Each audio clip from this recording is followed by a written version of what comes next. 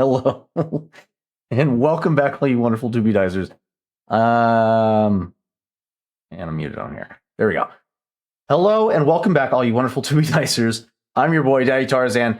Sorry, we're keeping track of multiple sources now with our new setup. We do apologize for the delay in returning, but we had to facilitate a transition of platforms due to financial choices.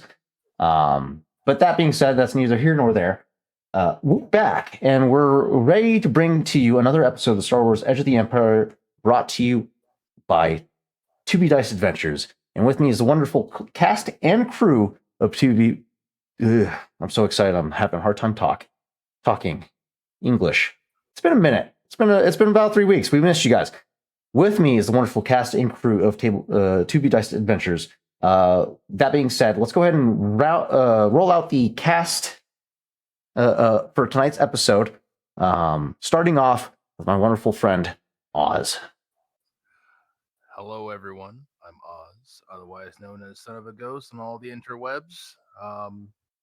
Yes, I am a friend, although I don't know for how long, because as I play my character tonight, Raw, who is a ever-loving Thursian explodey boom boom boy on the team. And he likes to make things happen. So we'll see how that goes tonight. And up next is the one, the only Ren. Hi, I'm Ren. I go by Mask Ren on the internet. I play Ego, a Twi'lek scoundrel, a charming individual who has done nothing. I will not be taking commentary wrong in his life. Commentary, thank you. And finally, to round us out, is our final member of tonight's episode, Jay.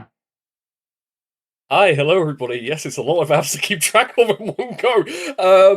Hi everybody. I am Jay, also known as Jason V131 on TikTok, and I am playing the also did nothing wrong Cash, the now outed Chiss agent of the Chiss. I will not also be taking any comment. Thank you very much. But yes, here as hopefully. It's good to be back. You're not wrong. It is good to be back. We do apologize for the multitudes of cancellations that we've gone through. It's been a struggle. I will have you know, but we are back and we are ready. That being said, thank you for being patient with us and returning as always. Also, that being said, it has been a minute, so let's do a quick recap of what we last left off with the Core Atlas crew. After finishing up after completing their mission of rescuing Rev Garland, the rebel cell leader of Oryx Squad, a Pathfinder's regiment, from the clutches of the Empire at Banastar Station, the party convened and made some revelations to the rebels. Kesh outed as a Chiss Ascendancy agent, and Chav outs himself as a ISB asset, albeit against his own will. Feelings were exchanged, for sure, but it ultimately came down to a decision to send Chav to Hoth, where a doctor, or the son of a brain surgeon, if you will, who has taken up a family practice, was located for temporary protection after being outed for as a rebel sympathizer. Meanwhile, the rest of the crew has since departed Oryx Squad in an effort to raise money for themselves and to let the heat die down after the events of Banastar Station, which crippled the Empire's fuel supply lines. The crew has now made their way to Nar Shaddaa and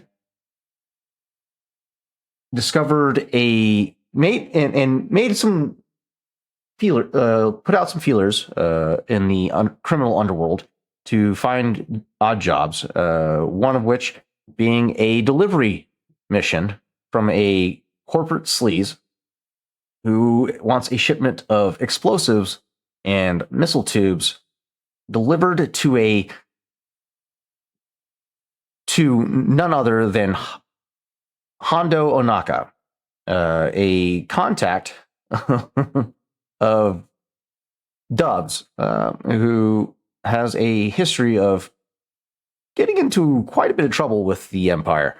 That being said, the crew has accepted the terms and has agreed to deliver these goods to Hondo. And we last left off with them contemplating on how to recruit, or not recruit.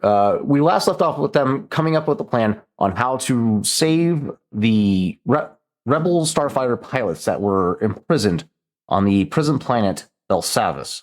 Where the rest of this journey goes will be to be diced. Don't go anywhere.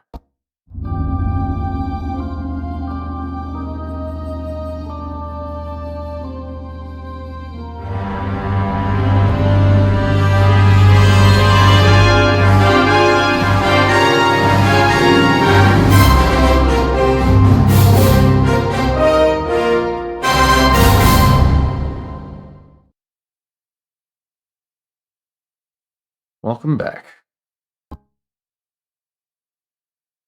Our scene returns us to the surface of Nar Shaddaa as the crew begins final preparations for the delivery mission offered to them by the individual known as... That's not him. Where's my sleazy corporate dude? Was it Nail? No, Camion. The delivery mission offered to them by Camion Sheets, a weapons or arms dealer for Cryostar Industries. The crew has made their way back to the spaceport where the supplies have arrived and have begun being loaded onto the respective ships. However, they are currently at the landing port, waiting for that respective ship to be identified and loaded onto. A individual approaches the group. Let's go ahead and roll him up. Let's see. Who do we have approaching the group right now? Oh yeah, he got rid of my random character generator. That's right. Crap. Sorry, guys. Let's do Star Wars species alien generator. There we go. Top result. Come on. And we have a Klatooinian.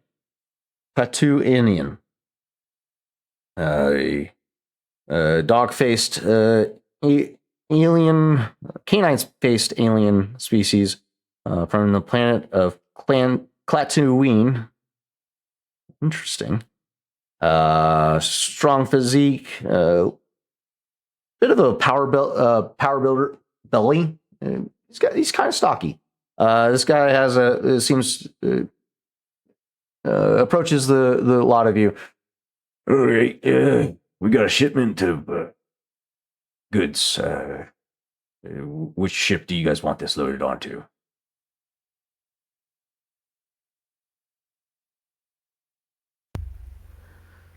I think the best bet would probably be the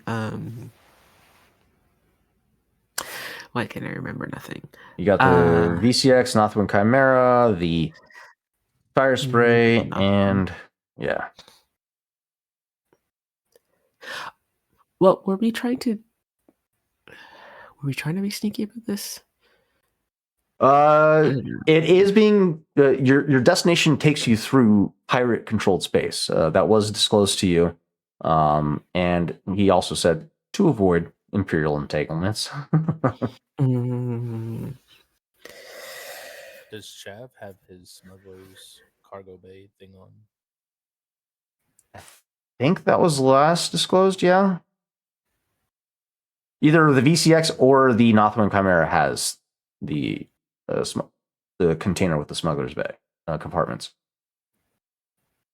Do we want to roll the dice to see which one has it and just go with that? That's a good point. We also need to do a table roll of our. I already rolled. I got dark side, so we're off to a great bloody start. Well done. God. do not do that. God damn. If one of you could, Oh my God. that's great. If one of you could DM me the link to the table so I could share that. Oh my God. That way I don't have to reveal my assets on my end. That'd be great. The link to the table? Yes, please. Hang on. If you hit the green link button in the top right corner.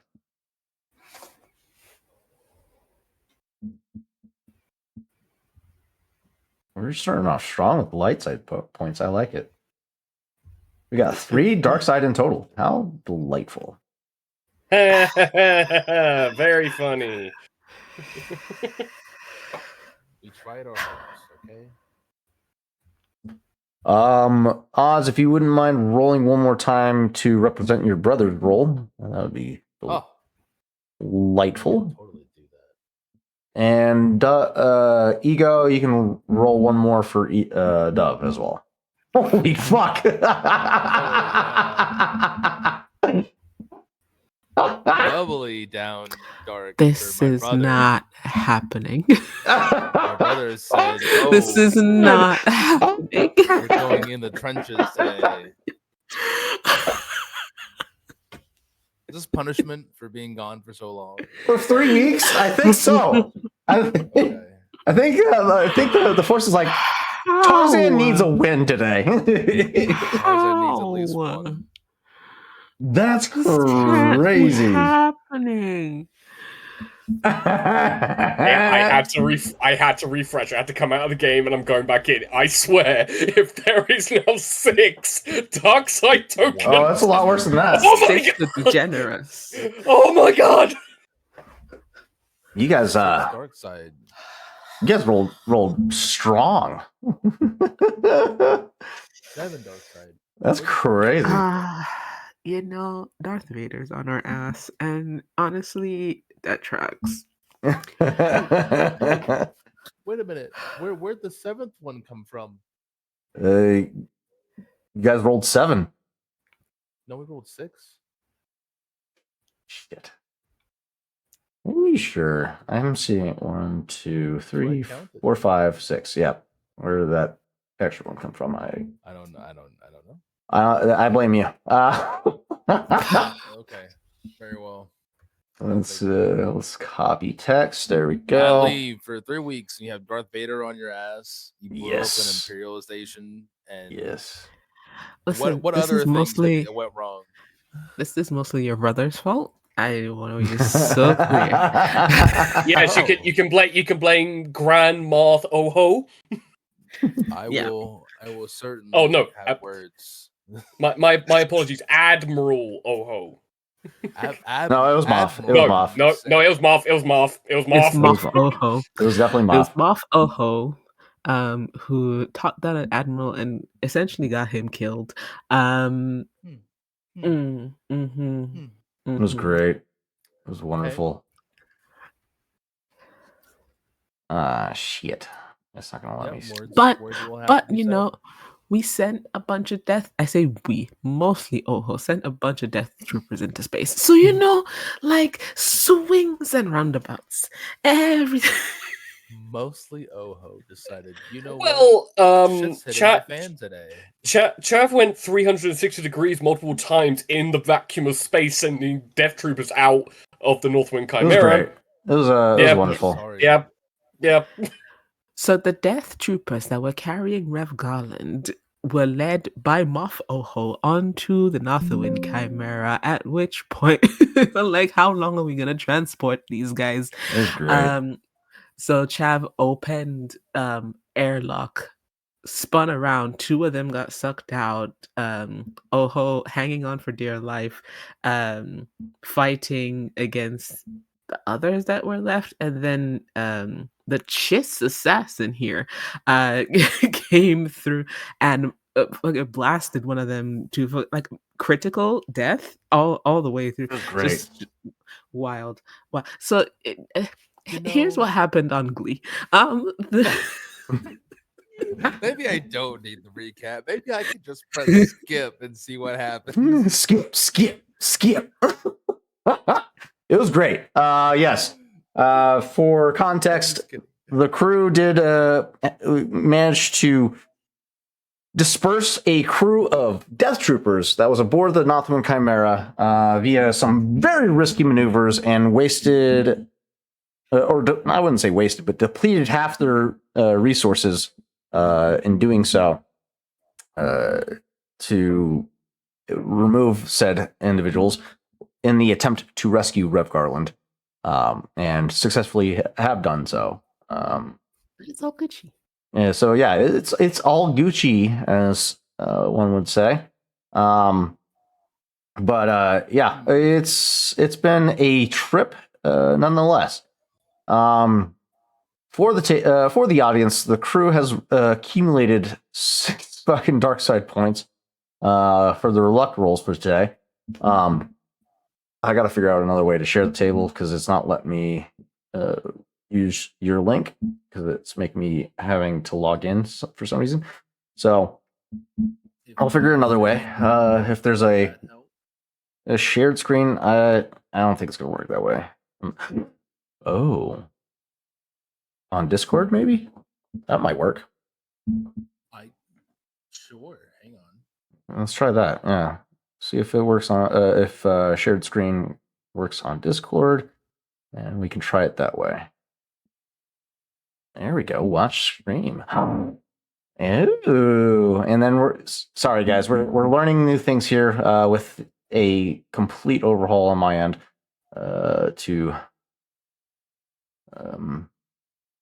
Does you that know- work? That's good. is it showing things for the stream? Let's see. Yes, it is indeed showing the screen. Let's make it a full. Can we make it a full screen? I don't want that full screen. I just want it, there we go. Nope. Looks like I planned it this way. That's not what I want. I want the singular window, not our. This is nope. It's not working the way I want it. We didn't plan it this way. Yeah, we'll figure it out. Like I said, it's been a fucking journey and a half. Trying to get the things to work the way we intend. We will endeavor to do. Ooh, there we go. Nope, that's my screen. I don't want that being shown. Yeah, it's not going to work. So we'll just have to, use theater of mind, if you will, to That's fair.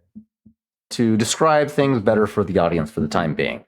Oh yeah, let's if my cast members wouldn't mind while I continue to share the scene that you're currently in. Some of you could feel free to share the Twitch stream to Discord. That would be great.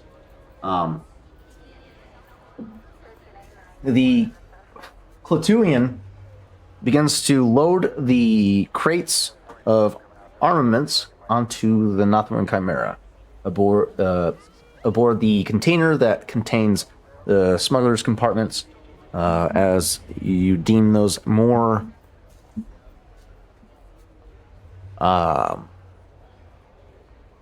ideal for transportation of such volatile equipment, especially given the fact that will be traveling through pirate-controlled space as well as Imperial patrolled space. The more risk you can minimize, the better it would seem to be. So, you guys load this onto the vessel, direct the crew to the respective areas that would facilitate a safe transportation of said goods.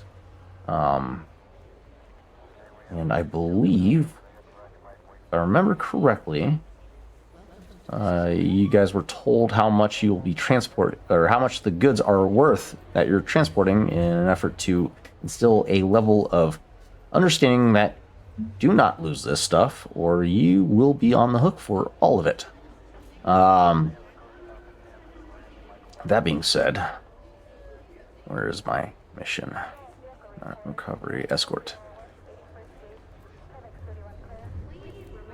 You're looking at over $300,000 credits worth of goods, and you guys came with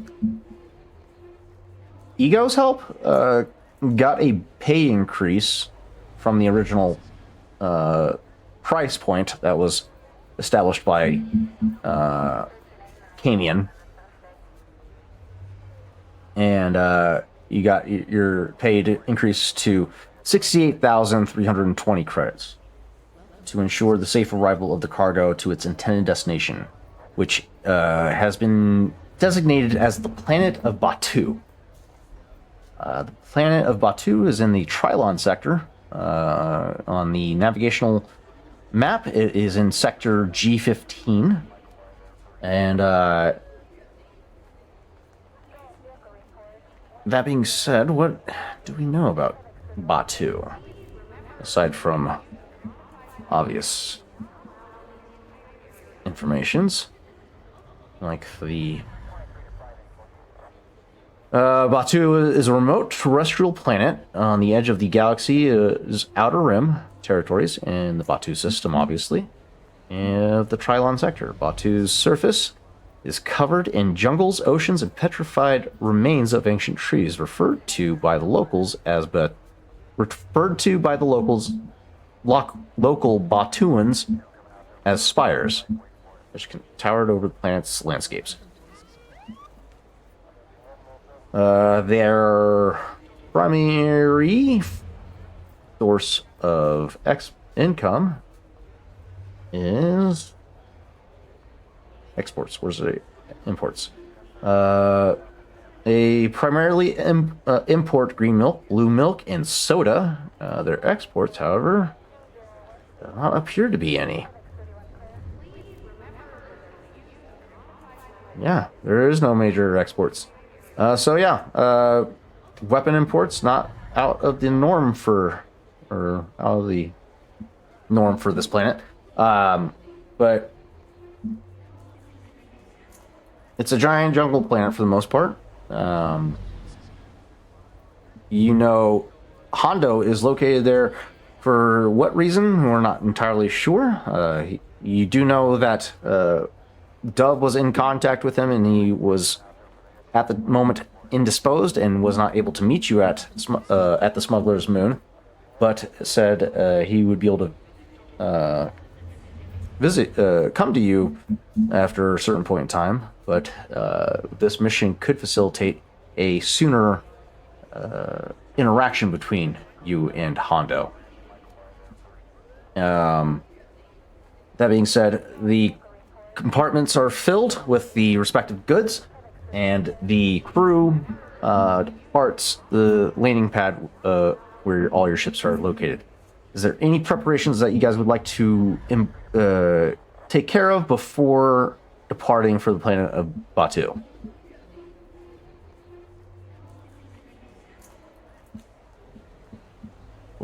Are we fueled up?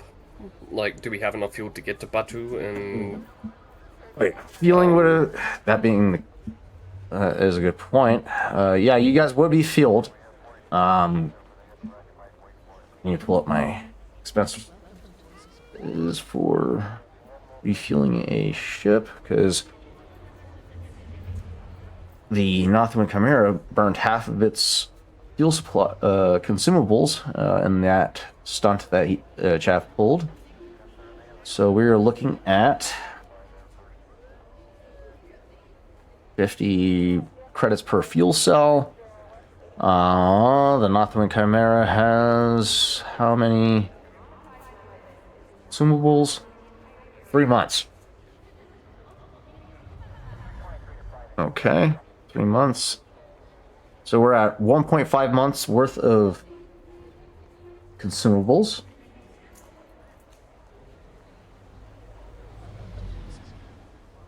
Fuel cell for every day of consumables it carries. So,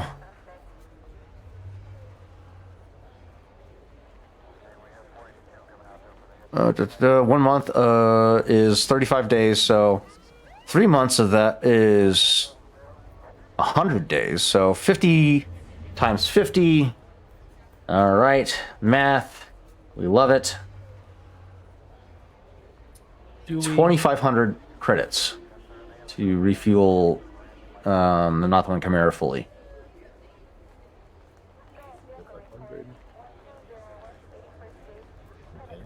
And then the other respective vessels was 5 days worth of travel. 5 days times 50 would be 250 credits to refuel your guys' ships fully. The VCX? Yes, the VCX would be 250. The Fire Spray, Echo Celine, and that's it because you guys left the Delta class shuttle with the rebels.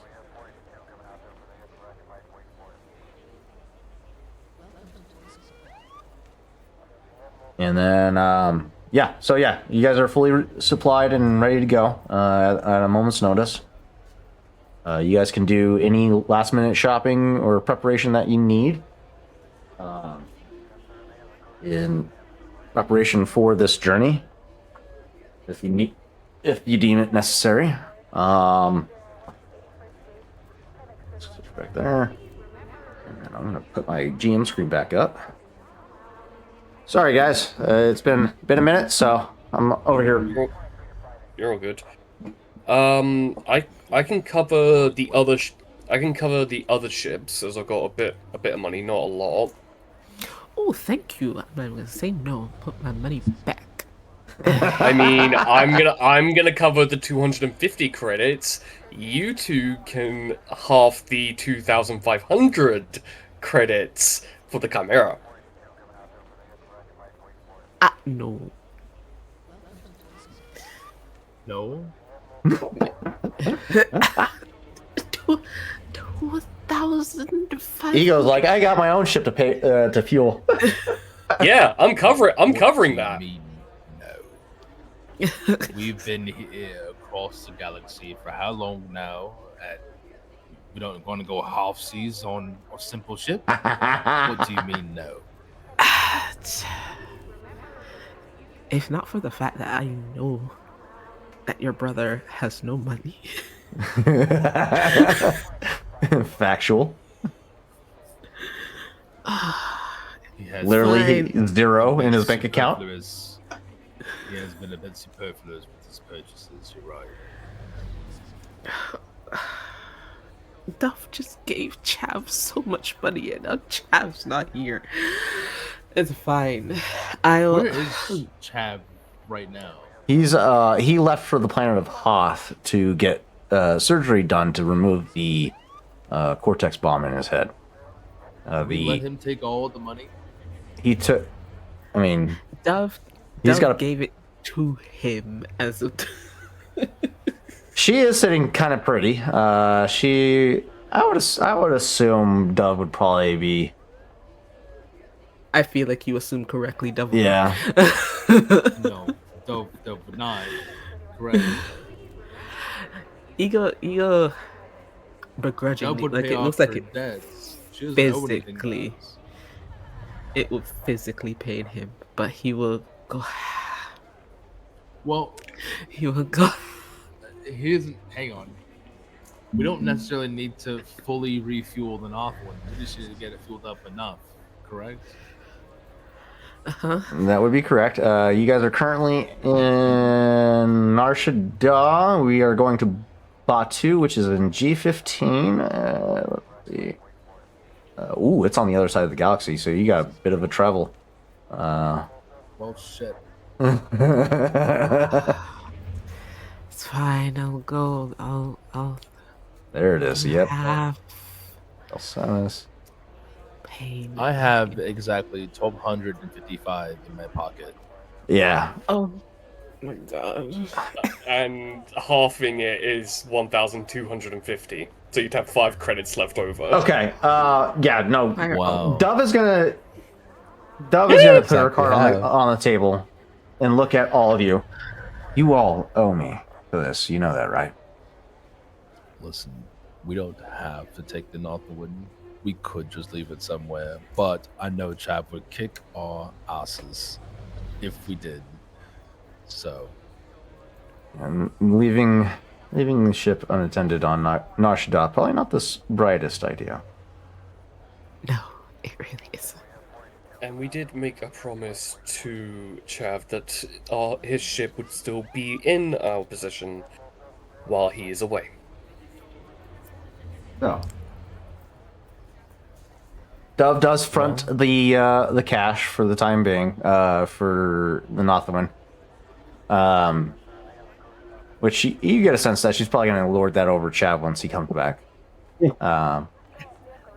Because he's always lording some credits over her head all the time. So yeah, she'll front the cash for the Nothwin, which leaves the Echo Celine. Well, she would have paid for that herself, no problem. So I'm putting forward the 250 credits to pay off the rest of the ship fueling because so yours is covering the fire spray or the vagabond for Ego, and then the VCX requires 250. But Rawl, I'm assuming you got that covered. So In reality, Ego just paid for nothing. Yay! there you go. so did Raw. No need to single yourself out. Listen, you can congratulate yourself too. Okay. That being said, the ships are fueled and ready to depart at a moment's notice. Is there any preparations that you guys need? food, water, Armor, food. I mean, consumables is factored into the fueling cost. okay. I'm talking more along the lines of if you guys are looking to try and find better gear for yourselves,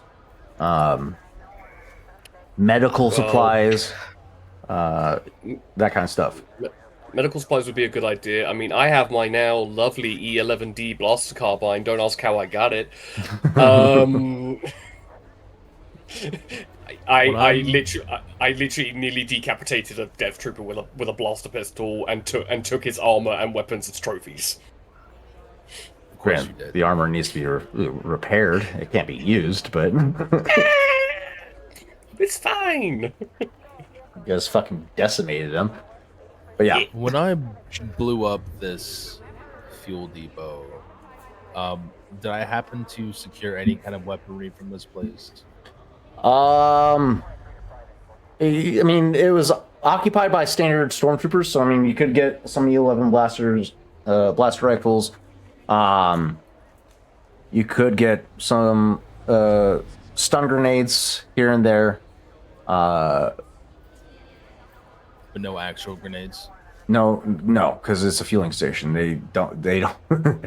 Their weapons were specifically set to stun while aboard that shit. They're stormtroopers. They're dumb. I thought.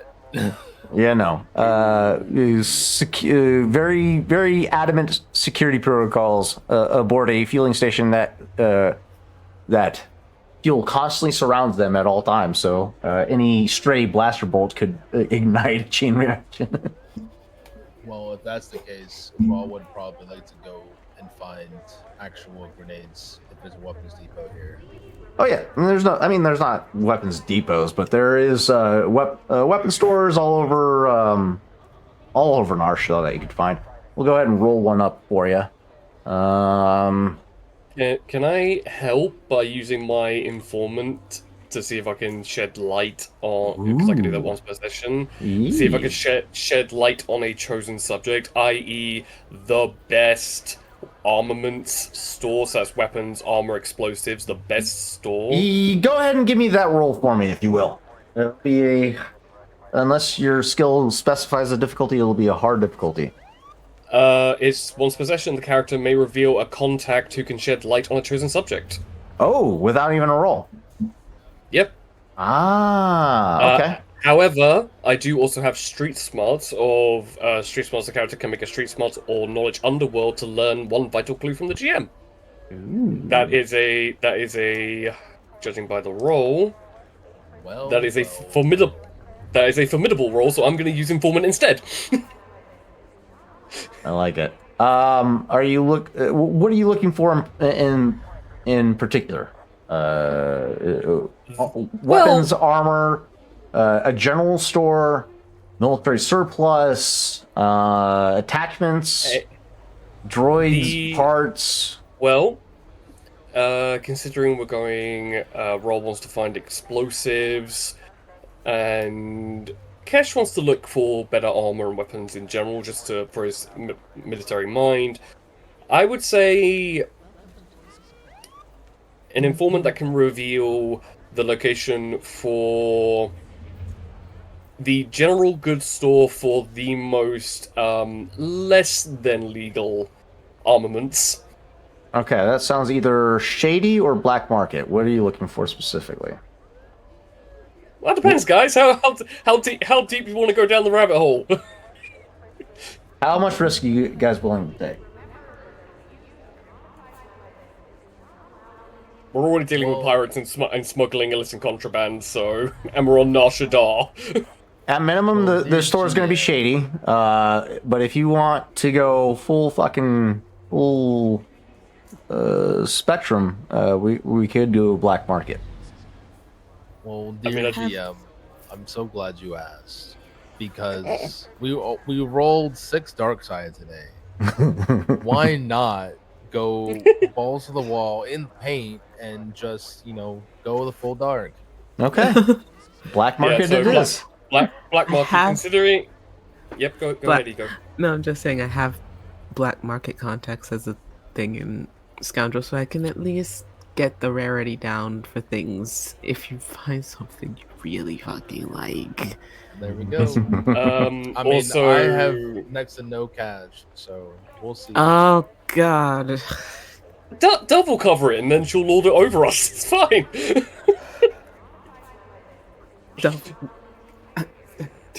I love it. I love this for me.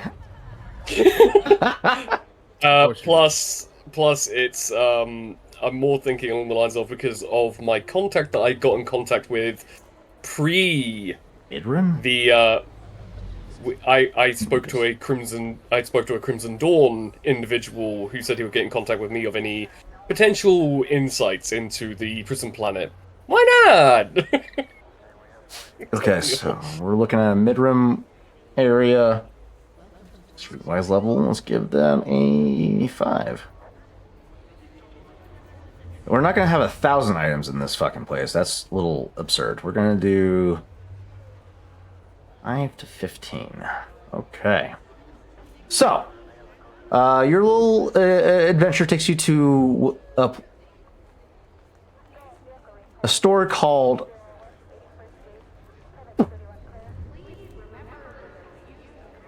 The Gluttonous Hut. Trove. The Gluttonous Hut Trove.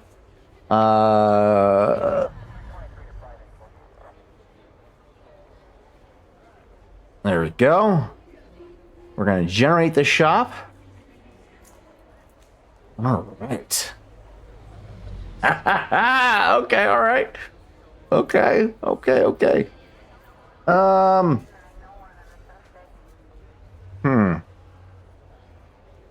Holy shit.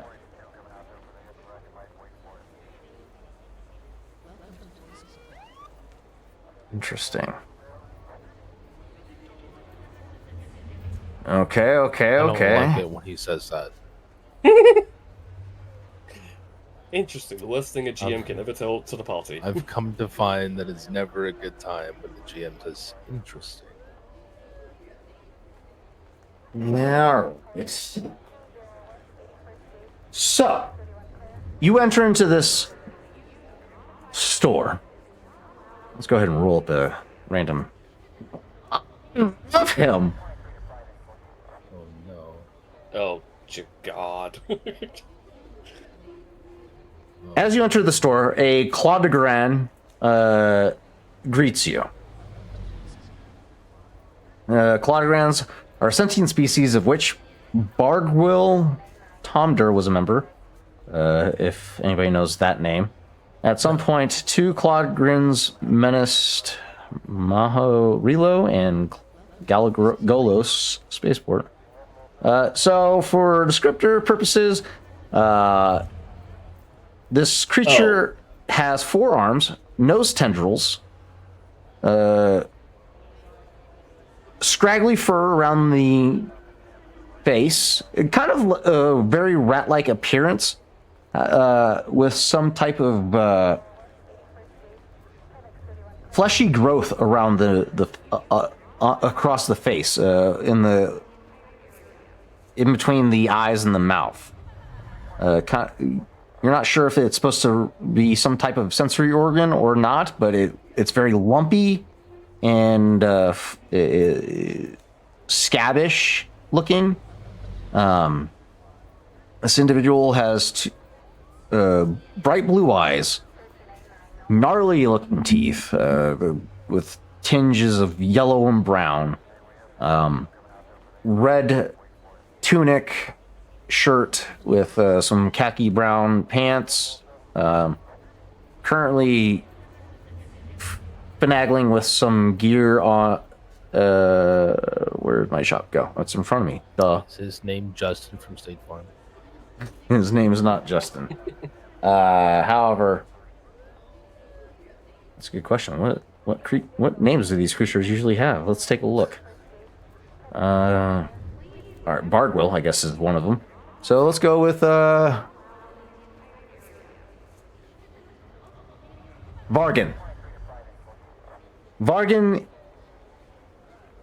Vargan Jamder. Let me type that in my notes so I don't fucking forget. Party enters the gluttonous. Alexa, how do you spell gluttonous?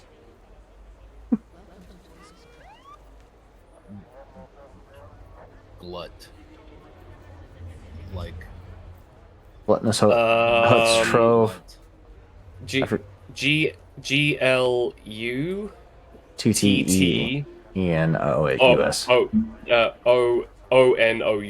Oh. Gluttonous. Ah. There we go. The Gluttonous Huts Trove. Manned by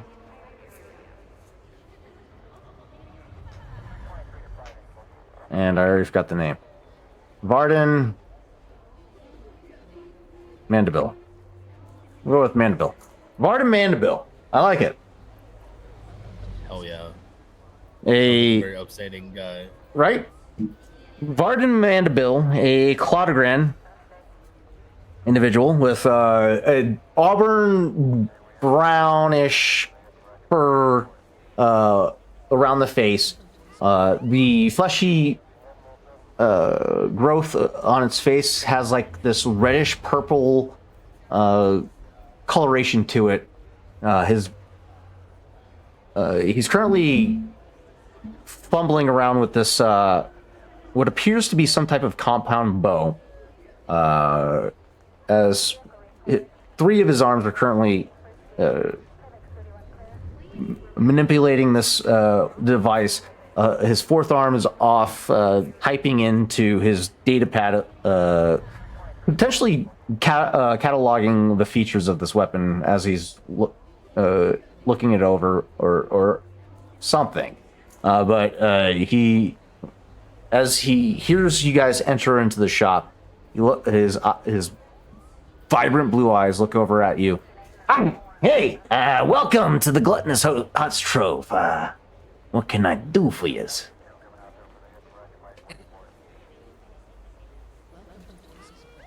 I believe I've heard tell of your name around some circles.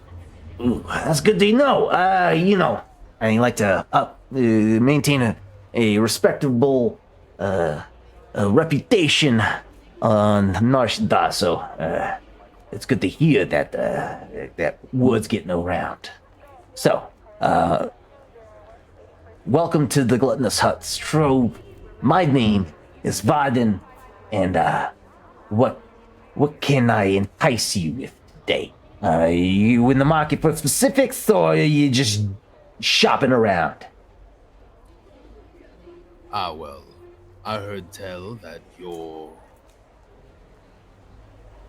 supply is very extensive, and you can get just about anything, can't you? Just about. Is there anything that tickles your fancy that you're looking for in particular?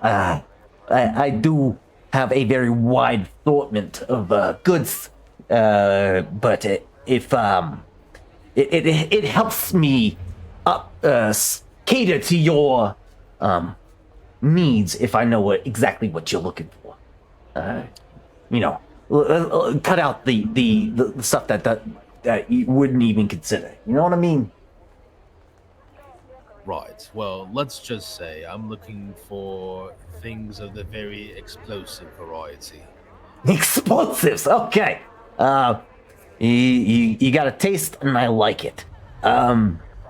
Let's see. And he starts swiping through. He puts the device, the compound bow that he's working with, down on the counter and starts scrolling through his inventory on his data pad. Takes a moment or two before he comes back, or he looks up to you. All right, so explosives, not so much to choose from, but I do have a small selection to present to you. We do have on hand about 6 knockout grenades, if that entices you. Otherwise, we have some other options available, if that fancies you. Granted, it's not necessarily explosives, but it works with explosives. We do have a rocket guidance system, as well as a smart trank. That's usually mounted in like a wrist gauntlet of sorts, and you just point it at the intended target. It launches and it incapacitates your fellow man. Those knockout grenades, are they instant contact knockout kind of gas? Or? It's that's a good question. Let's go to what is that? Flight casual. Do I have that? Yes, I do. I'm interested in that bow. That's what I was about to ask next. How did you know? Because I'm like, oh, he's working on this bow. He's put the bow down. Is it what I think it is? That's my question. Because if it is, I want it. It's going down. I'm yelling timber. You better move. That's 19 compound. Oh, that's savage. Here? I'm two. Holy shit. Okay, we'll take a look at that in a second. Alright. The knockout grenade is page 45. Okay. So, the knockout grenade is not always necessary or even desirable to kill a threat in order to neutralize it. Stun weapons are the most common non-lethal method of disabling a foe. They are by no means the only way to subdue an opponent. Knockout grenades are one method of incapacitating multiple targets without causing permanent damage. Filled with tranquilizer gas, these grenades can quickly subdue most living things caught in their blast radius, sending them into a deep sleep. Poachers sometimes use grenades such as these to capture wild, dangerous predators, and knockout grenades can even take down large creatures if used in sufficient quantity. Knockout grenades have no effect on targets wearing breath masks or without respiratory systems. So, let's go to the grenades here. Yeah, yes. I can smell you.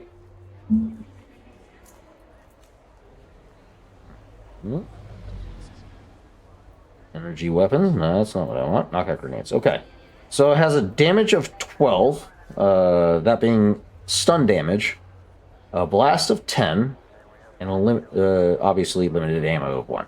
So, if you generate enough advantages, anyone within the vicinity of the blast takes immediately 10 points of strain, and that will also include the intended target as well. But the grenade itself, upon hitting the target, does 12 damage or strain. So it is a pretty powerful weapon.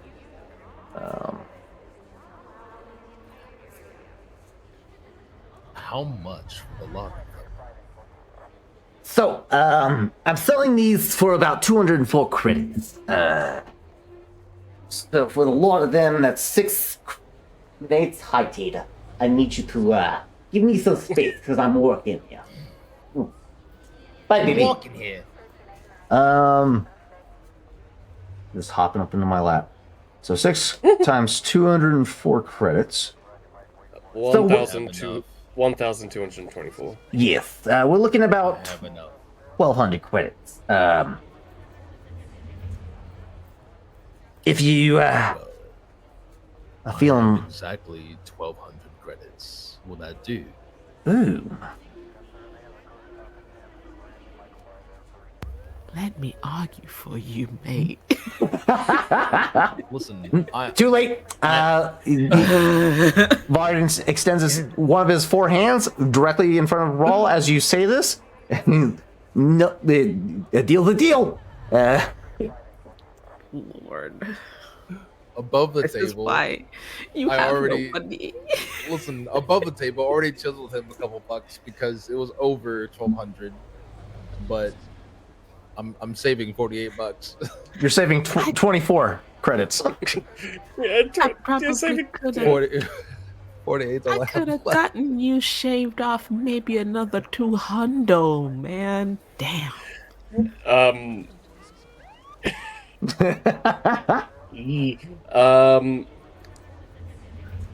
My good man, where did you pick up that? Pointing at the bow. This little item, yeah. It's a FS-19 compound bow. An FS-19. Let me pull that book out. And this is going to be on page 41. Oop, too far. You are looking at a very rare find, my friend. The Field Sports FS-19 compound bow. Traditional projectile throwing bow weapon. Rarity in the galaxy, however. They are considered even more archaic and inefficient than slug throwers, and are rarely seen outside of museums or the collections of passionate enthusiasts. Even the vaunted bowcaster used by Wookiees is an energy weapon. Despite its antiquated appearance, there are times, however, when the simplicity, portability, and reliability of a bow, not mentioned in near silence of operation, and broad selection of ammunition types are exactly what a given situation requires. So, if you're looking to sneak into a place, this would be an excellent choice of weapon to utilize.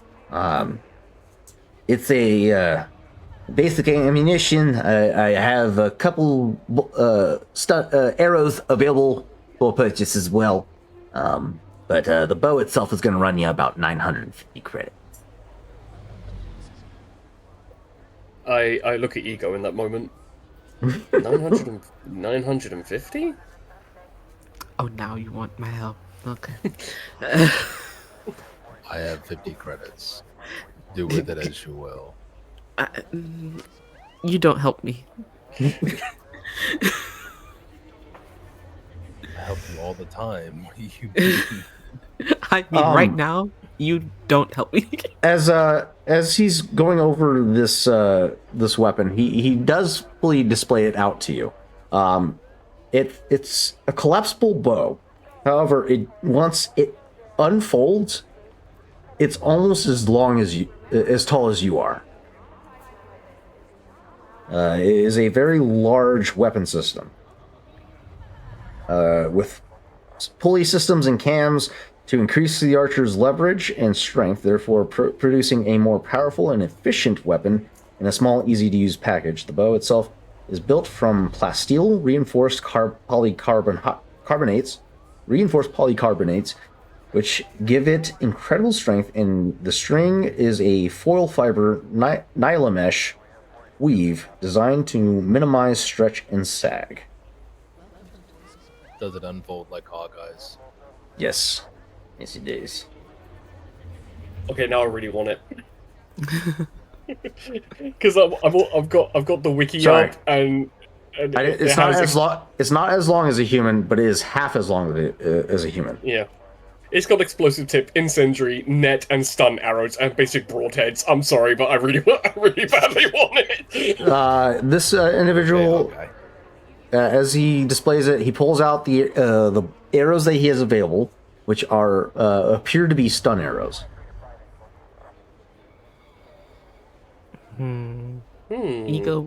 Ego will look it over.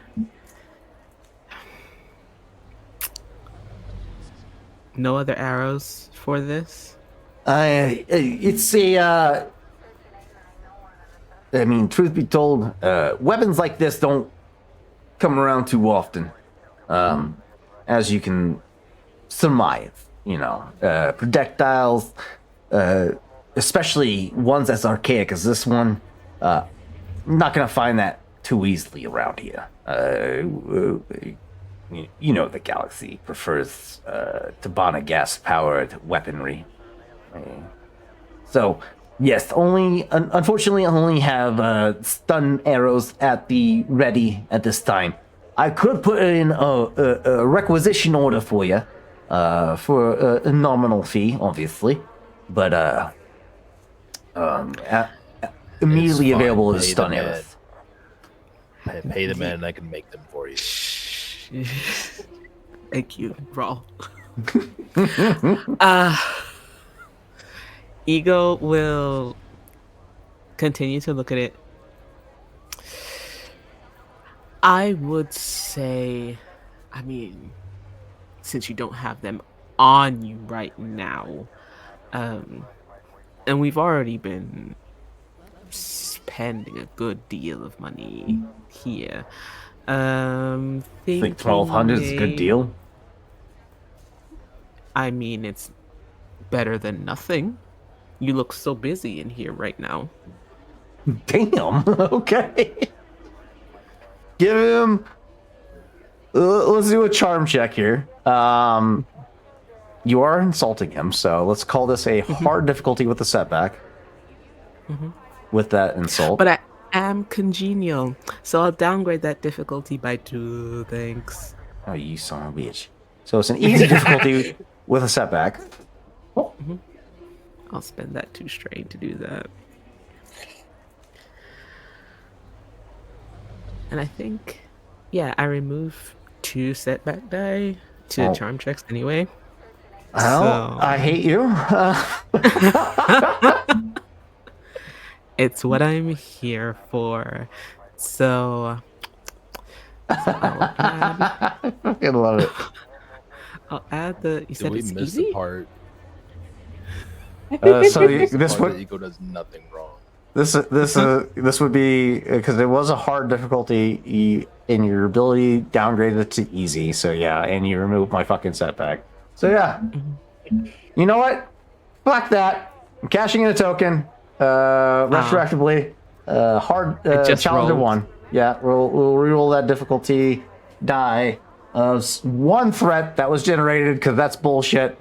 Granted, I mean, there's no way I'm generating enough fucking failures with this challenge, but I already said I was gonna do it. Okay. So- For, Do the- Yeah, it's for just the audience, Ego rolled a triumph. Yeah. not I only said did this successes. Ego roll a triumph, they rolled 7 successes, and Success. with the only one challenge die that I had available, I only rolled 2 threats. So yeah, no, Ego succeeds, unfortunately for me. By a landslide. By a fucking landslide. I think Ego's delivery of it's biting in a way that doesn't really hurt. Yeah. And so I think it might like tickle him a bit rather than like come across as an insult. Okay. You know what? He claps all 4 hands together and he starts rubbing his face a little bit, kind of fucking with his fleshy protrusions on his face. You know that. I don't know why. And he points to you, Ego, with 2 of his hands. I don't know why, but I like yous. I like yous, so I'm gonna do yous a favors. All right. So, yes, the price is $9.50. So, I'll give you a 10% discount. And he's kind of eyeballing you, Ego, to see if you play that. 15? We're not done shopping. 12. I'll do 12. 12% discount. Okay, I can work with that. All right. If you're gonna listen, I'll be generous. If you spend a bit, I'll up the discount. But 12 is reasonable for only 2 purchases. You understand? I have a shop to run. I know I'm not trying to, put you in the red or anything. I'm just trying to, for me and Hey, mine. now, I paid full price. You calm down.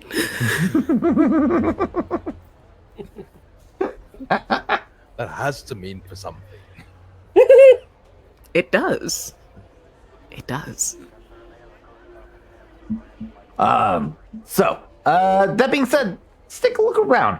And he starts leading you around across his display. These are the more prominent weapons that, or items that he obviously are going to draw a lot of attention. So, let me draw your focus to my pride and joy here. I call it the fire collar. And it's a light flame projector. And he pulls out what essentially is a flamethrower, and puts it on the display case on top of the display case in front of you. What is that? ND44. What is ND? Notice integrations. Do I have that? I do. I'm pretty sure I do. Yes, I do. God, I love having all my fucking shopping books. It's page 44. All right. So the fire collar flamethrower is a Merson's fire collar model flame projector, inspired almost as much fear and revulsion among those who have encountered them as disruptors.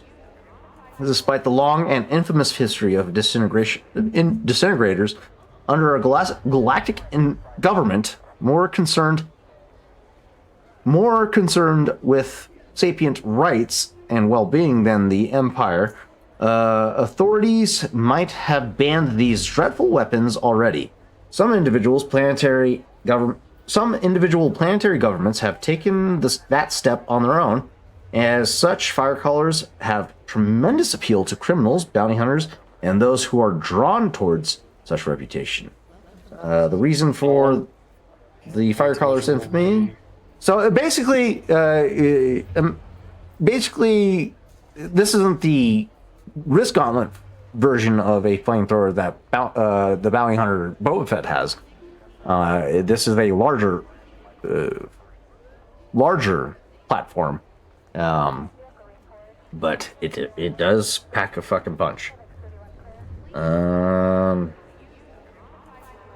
It's a long. It is a rifle platform with a long cylindrical tube on top that seems to contain the fuel source of this weapon. So, as he presents it to you, so this little baby runs about 2,436 credits. It's one of the more harder weapons to obtain here in the galaxy, but you're in the right place at the right time. So, yeah, be willing to part with that for 2436. And if you purchase enough, I'll throw in another fuel cell to keep you satisfied for a longer period of time.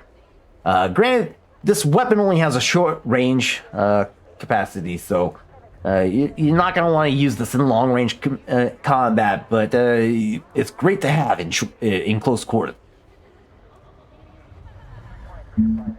If that doesn't tickle your fancy, I got this other device. Not necessarily sure what it is, as he directs you guys over to what the audience would know as a cross-guard lightsaber hilt. However, he doesn't know that it is a cross-guard lightsaber hilt. He points it out. I know one individual who would really like that right now. Yeah, Oho's not here, so I'm not referring to Oho. So this little device is a power cell. It can recharge anything in a matter of seconds. I'm gonna run you for this little beauty 1746 for it.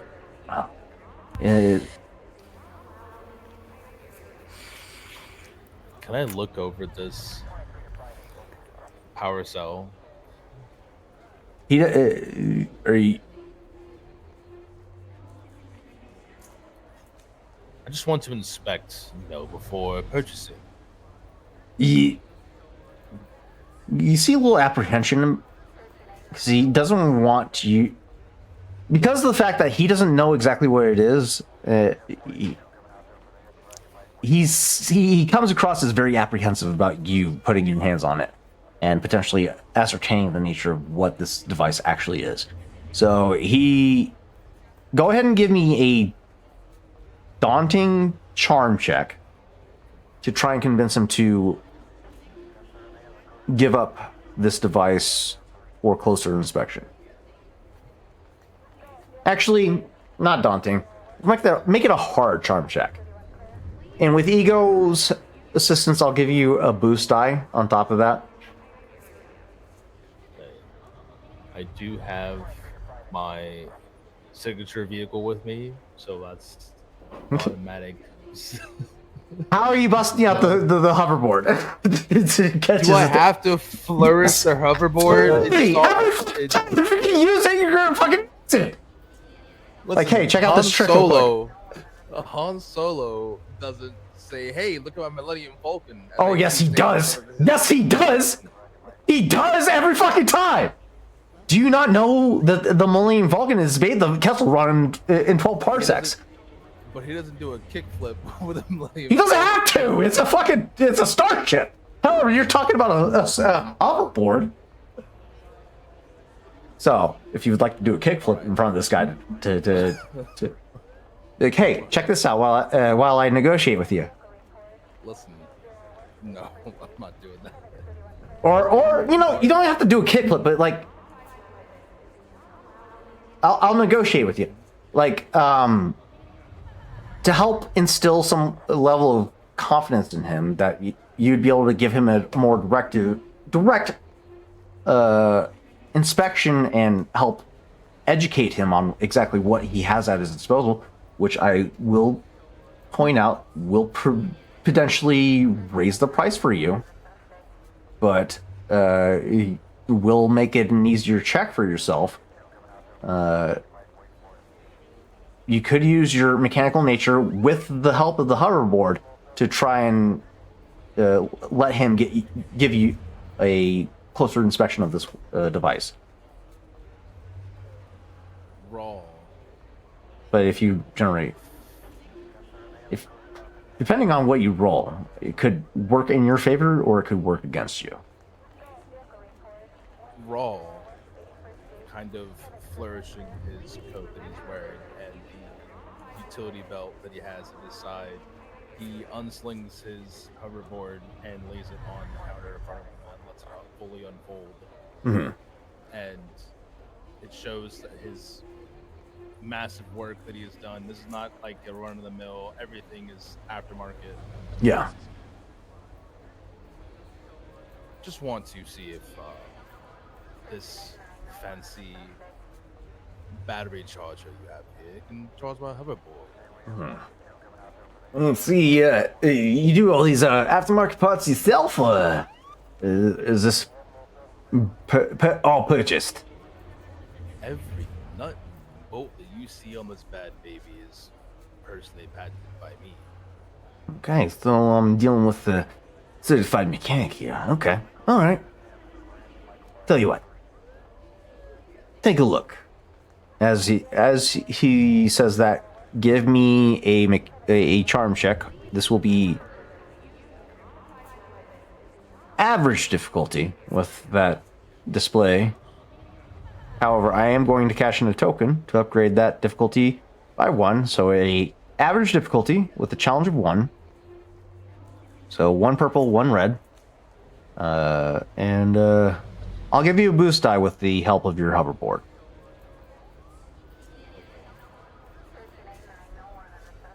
And this Ego's, you said something about Ego's charm? Oh yes, and a boost die from Ego as well, yeah.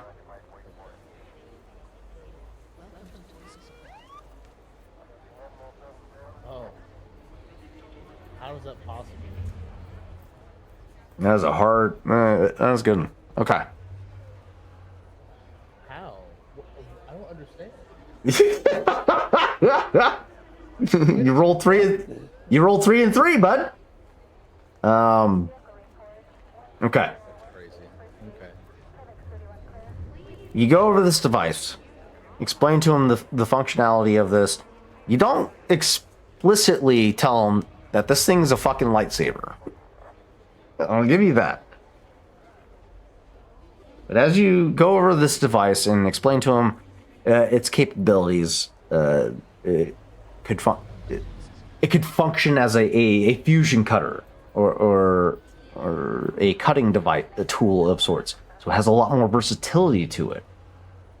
He's like, all right. So that being the case, it's being more than just a fuel cell, if you will. I hope you don't take any offense that I'm going to raise the price just a little bit more, because it does have more capabilities than I was expecting. And I appreciate your honesty, so I'm going to cut you a bit of a break on the price. So instead of the 1,700, I will be asking for about 2,100. See, I don't quite like when someone tries to lie to me and then charge me more for me to do their job for them. Raul, sidebar. Sidebar. Sidebar. Sidebar. Come over here. Sidebar. This Mhm. man tried to rob me. He doesn't even know He's- what this thing is. He's not trying to rob. Sidebar. Okay, underneath the table, we'll hide. All right, what do you want to tell me? Eagle will literally like pull you to the house. It's like, do you want this thing? Honestly, not particularly. There's nothing really of use to me, per se. However, I will find it odd that this man is trying to chip me out of money. He doesn't He even know what it is. is. He is a salesperson. That's what they do, which is why I work so hard all the time to make sure that we get the best deal possible. Because at the end of the day, they have, to pay for their own food and their own. Well, I don't know if he pays for this place, but it Quick it check. is. Does this place look like run down? Oh yeah, the store is not like in the best quality. However, this is Nar Shaddaa, and any business person that operates on this planet has to pay some type of dues to the Hut Cartel. There's no getting around it. You're paying the Huts to operate on this planet. So Gotcha. you get a sense that he's probably not the best funded, but the fact that he's able to operate on Nar Shaddaa still indicates that he is somewhat successful, but he's not racking in business, but he is somewhat successful. Everyone's got their tithes to pay, and I'm trying my best, but you gotta give me something. You can't accuse him of stealing from you a thing that you haven't paid for yet. It's not how this works. So you want it, you don't want it. Why not? Listen, where I came from, a man comes and double crosses you, you take care of him. And this certainly seems that way to me, is it not? It's not. I'm telling you right now, it's not. This man is offering you a thing that you may or may not want. I still don't know. If you want it though, let me talk. I will get you the best deal I can. And it won't be the original price. To be honest, when I saw it, I was just going to say sold and take it. But now we are where we are, and we have to make the best of the situation. I've already gotten us a discount on that bow. I'll see what I can do for this if you want it. Or if someone might want. Do you think your brother is going to want this? Probably, yes. Okay. He's just going to break. Ego's eyes hone in. Yep, it's like it's locking. Because as far as Rawl knows, he doesn't really know anything that's going on between them. Does Rawl peep any kind of anything that Ego might be interested? Roll a cool. Ego, you roll either deception or persuasion or charm. I'm sorry, deception or charm. Your choice. Don't specify either way. And we'll figure out the results.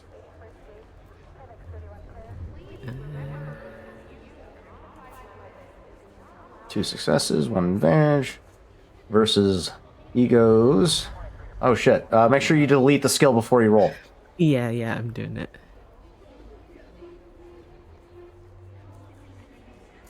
Three successes, three advantages.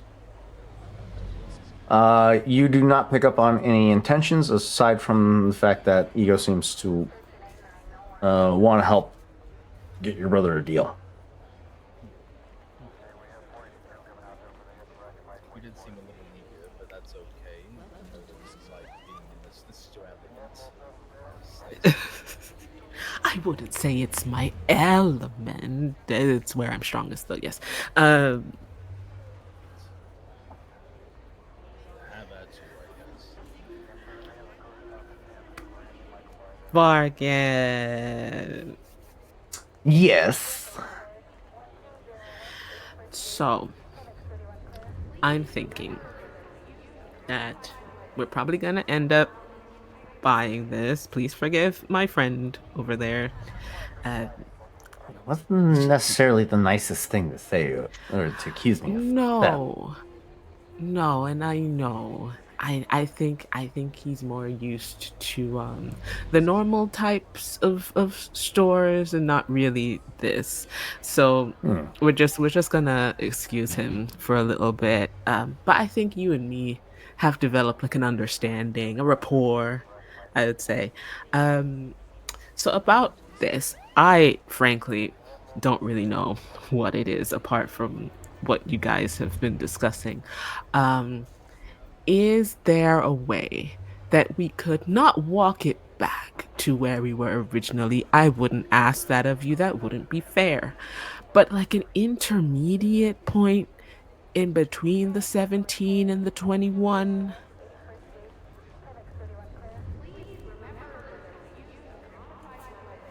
Need a negotiation check.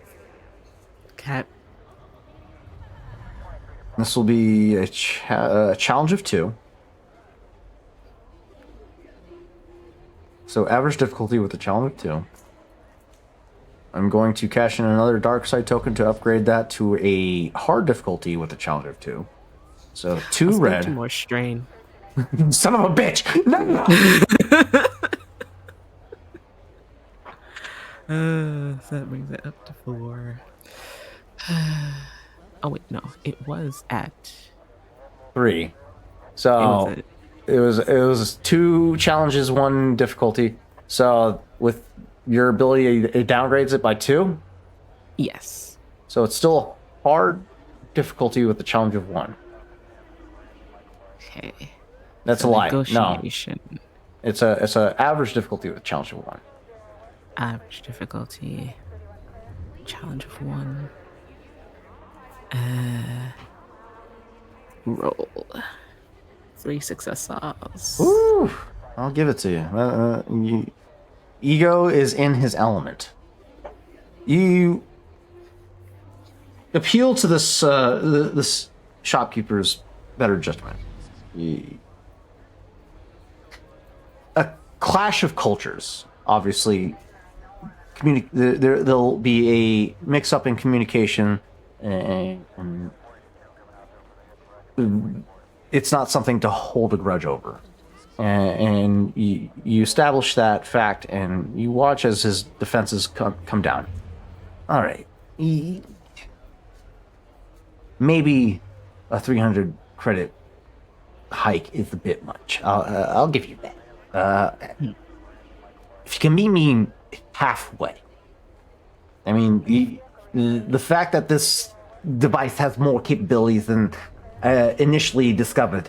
I mean, I am grateful for your friend pointing that out to me. But I have a business that I need to run. The huts obviously have a lot of demand. And Absolutely. so You know what? It doesn't even have to be halfway. 2/3. Well, I'll take a 200 increase. How's that? I can do that. And that's reasonable, I would say, right? Yeah. So for 1946. You know what? 1940. Let's make it a flat 1900. Incredible. For 1900, I'll be willing to part with this device. Thank you. Thank you so much. Is there anything else I can? Kind of shifting some. They're shifting some of my. Is there anything else I can entice you with? I got some blasters, some nifty concealed carry blasters, mind you. Otherwise, I got some other attachments like Smart Trank, the staged rocket boosters. Those are pretty cool. That's 47. How much is that smart rank? ETU, what is that? Enter the unknown. I have that, don't I? Oh, I do. Every time Tarzan discovers that he has a book. I get to find it. I get to use my stuff. Okay, page 47. That's 27. Nope. Be careful, Tarzan. We're clipping this shit. We're going to do every single time Tarzan's excited over. Finding his stuff. The smart tranks. Let's see.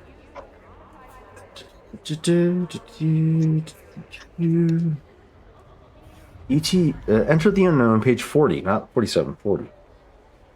Here we go.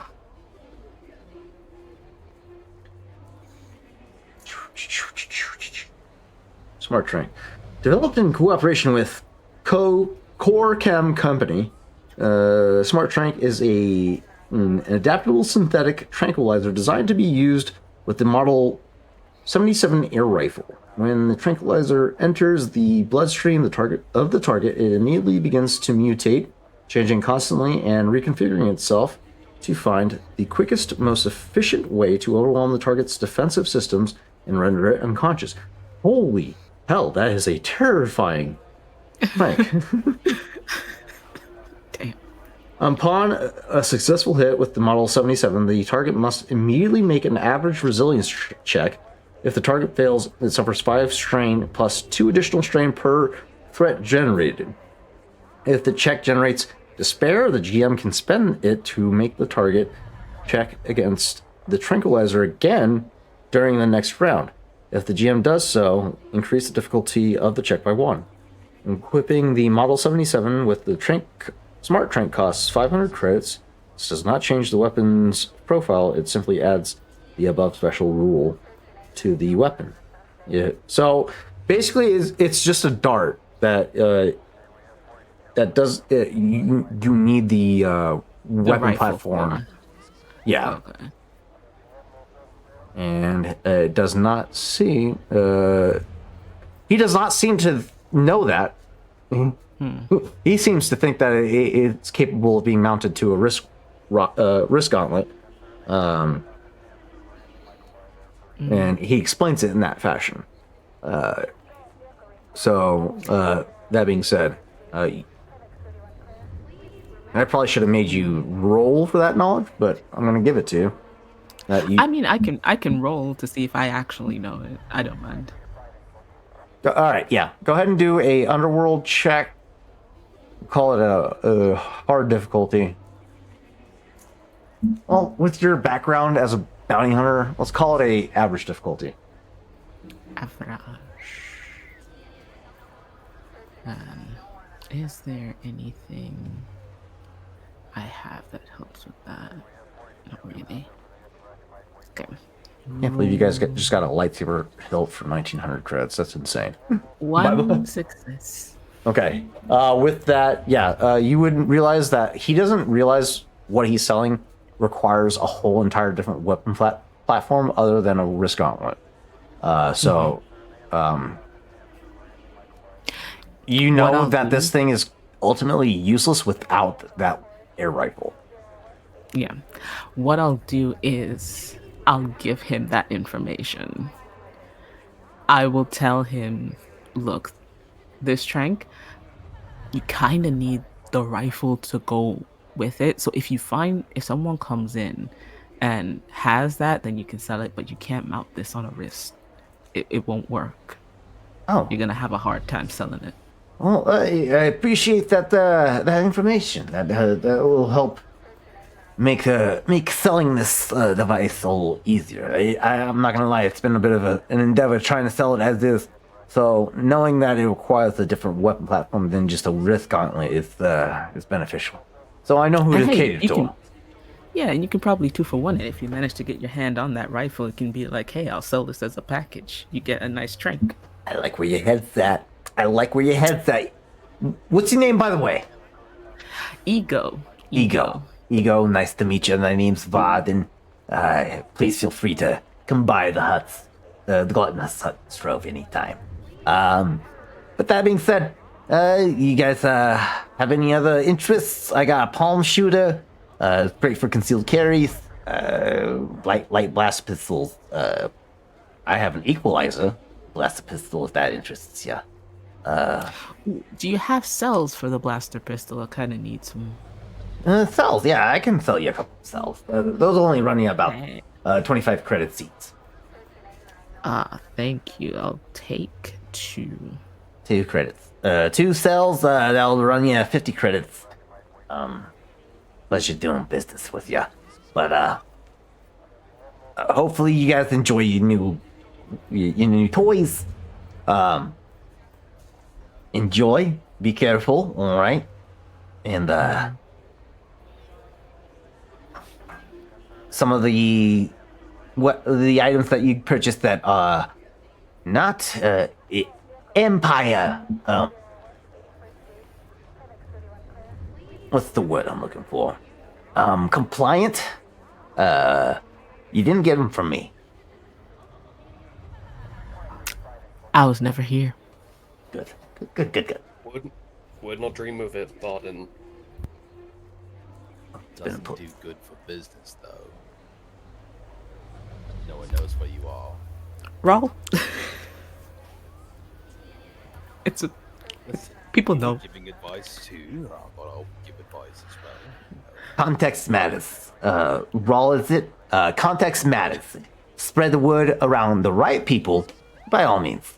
But if the wrong people come asking, then you didn't get it from me. Understand? Sure, I know the delicacy of secrecy. There you go. That's smart boy. Pleasure doing business, Martin. We'll be seeing you around. I'll see you around. Good luck out there. Don't get it caught. On the way out, Raw kind of mutters to Ego, I don't think he's very learned in running a business. Do you not think so? So how much altogether with the bow and the lightsaber hilt how much did all that cost? You guys only got With the bow and lightsaber hilt. That would be with the the not- 12% discount on top of that Ego managed to work on. That's The true. 12% was just for the bow. Yeah, I already it's true. got the lightsaber down 100 Yeah. cred, so So- I'm not pushing it. 1900 for the lightsaber. The compound bow was knocked down from 950 to times point 0.012. That's for 12%. 836. Yeah, 836. So 2736 altogether. And then 50 credits for the 2 power packs for blaster rifles and blaster pistols. I can put forward I could put down 1300. Oh, I was prepared to pay for the lightsaber hilt. Ego got excited. Yeah, Okay, Yeah, I you know what? You know what? You can do that. That's fine. yeah, I'll that's fine. You paid for my fuel, so it's fine. Don't worry about it. Then I'll pay in full for the arrows and the compound bow 836 credits. I'll pay for that. Because I really badly want that bow. That's fine. So yeah, you got the bow would have came with 6 stun arrows upon purchase. Alrighty. Knowing full well that Raw can make me broadhead arrows.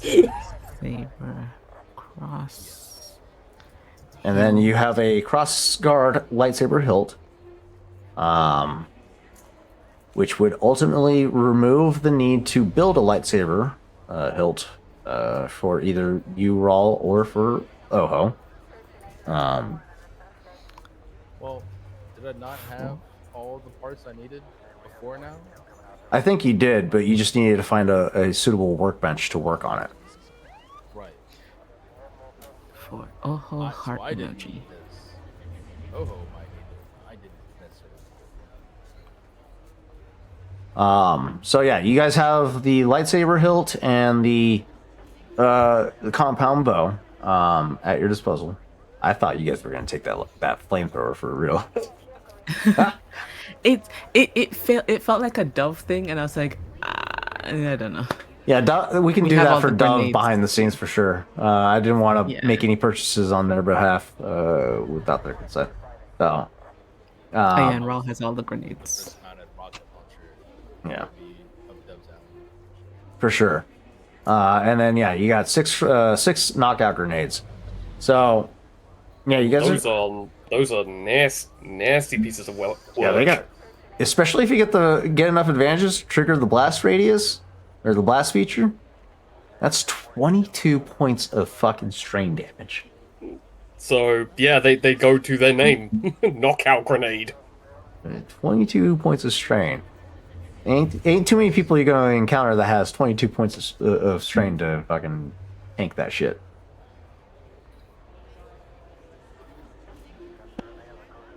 That being said, you guys collect your respective gear and make your way back towards the spaceport in preparation for departure.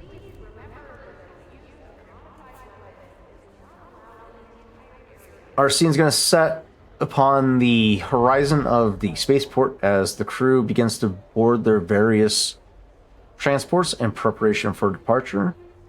We are going to, at this time, take a quick little intermission as we resituate ourselves and prepare for the next leg of our journey. As the rest of this adventure, B2B Dice. We'll be back in 5 minutes. Don't go anywhere.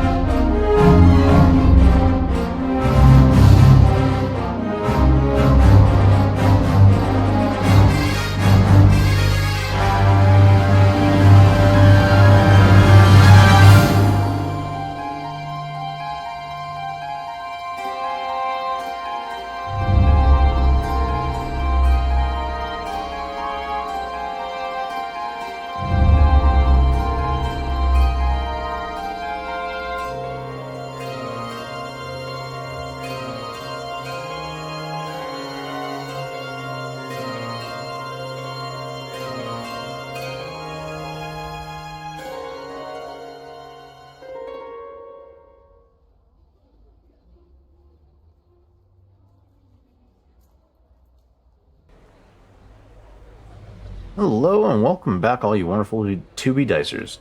I just realized I forgot to do announcements. Still muted, Tarzan. Shit! Fuck! Well, I'm muted on Discord. I'm not muted on here. Now that I'm not muted for Discord, but I was still live on the stream, on the stream itself. Now my players can hear me. I realized I forgot to announce the slate for this week. Granted, there isn't anything going on this week aside from Star Wars this week. There is no Frontiers of Eberron, as we just had it this Sunday. So you just get us for this week. Thankfully, we are back and we are rolling, which is a good, which is a wonderful surprise for all those involved, especially me, with how stressful it was trying to figure this out. That being said, we have plenty of shows to offer you guys throughout the portfolio. We have Dimensional Dial that we are still working actively to try and lock in. Although we are looking like next potential slot will be sometime next year, as we are coming up into the very important holidays, Thanksgiving, Christmas, so on.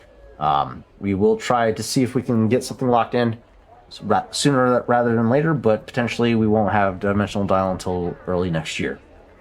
Tales of Barden has another slot coming up in early December, and then Frontiers of Eberron next Sunday. Not this Sunday, but next Sunday. So that is our slate for the week. Be on the lookout for those.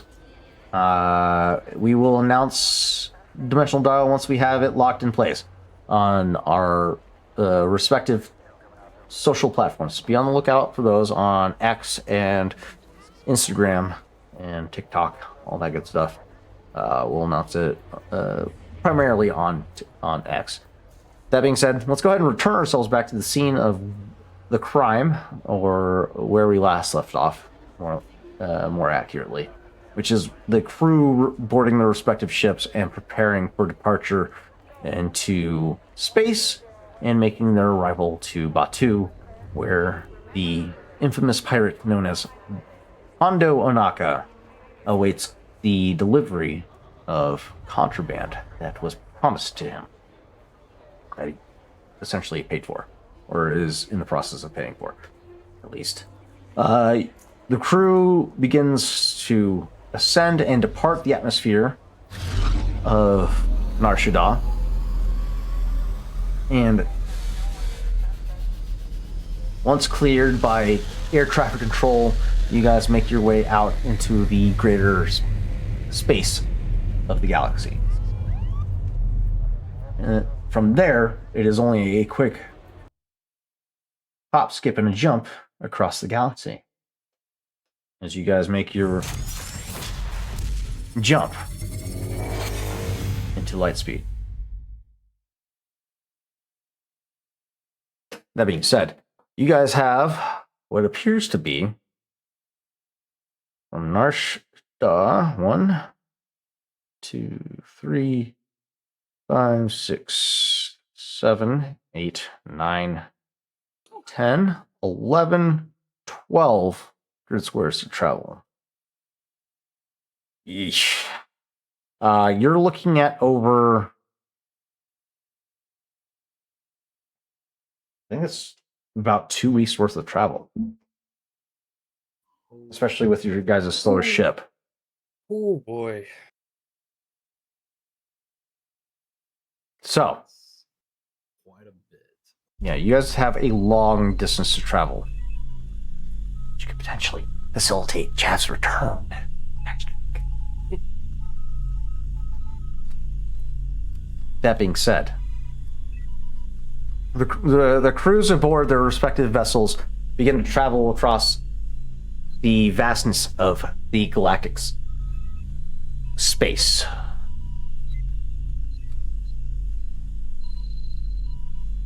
It's at this point that you guys come to terms with some of the not ramifications, but the realization of some of the weight that you guys of some of your actions these past few weeks. You guys have been through a lot. Korban only a few weeks ago. Then not only days ago, you guys took out a significant portion of the Empire's fuel supply lines. The weight of these events do begin to start weighing down on you. So at this point, I'm going to impose what I haven't done since we started this campaign. A duty roll. Not duty, obligation. 39. Oh, shit. Let's find out who is being affected by this. Where's my casting crew? For the audience, a obligation is a or an obligation check is a form of implementing stress upon the party to exemplify their choices that they've made throughout the galaxy. The compilation of all of their actions, whether it be continuous actions against the civilized world where their bounties continue to increase, betrayal of criminal organizations that they've worked with, and now they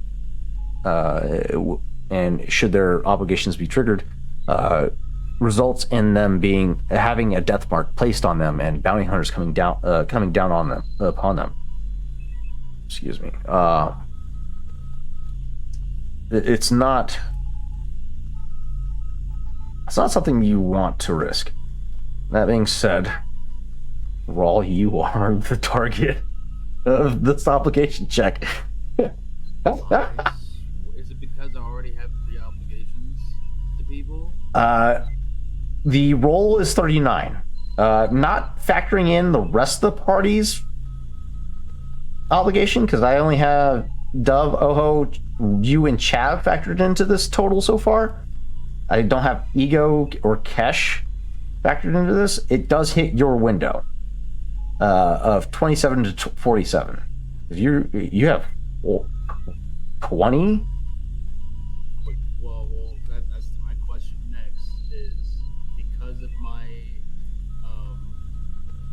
standing debt to Isotech, and now that Rom is dead, is that expunged or has that increased because somebody has taken that over?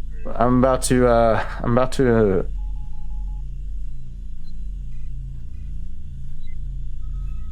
to extrapolate on that here in a second once I figure out what your total obligation is.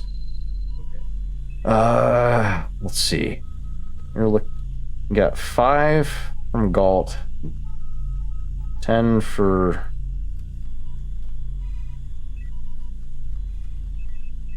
Wait, why do I have 20 for you when you only have 6 recorded?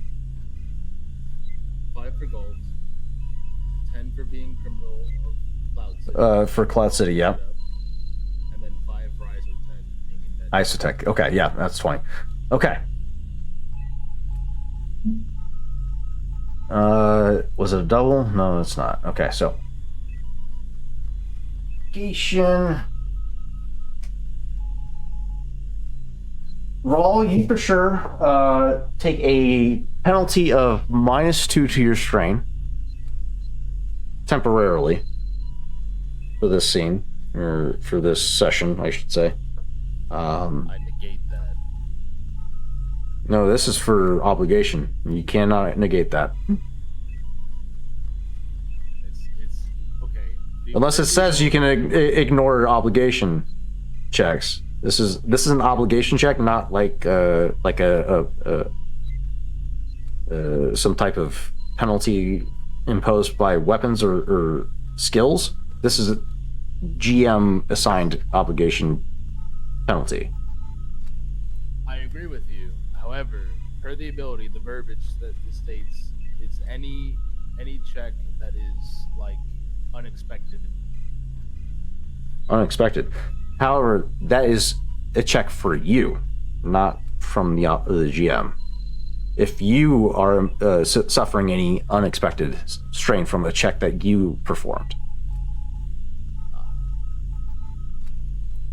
That being like, if you roll a bunch of threats on a skill check, and I say you take 2 points of strain from that threat, from those threats generated, you can say, no, I don't, instead. Gotcha. Okay. You get what I mean? Yep. Jelly bean? Okay. Button down. Okay. So yeah, your strain threshold goes down by 2. And it might also affect the party, but I need to double check. Let's go to the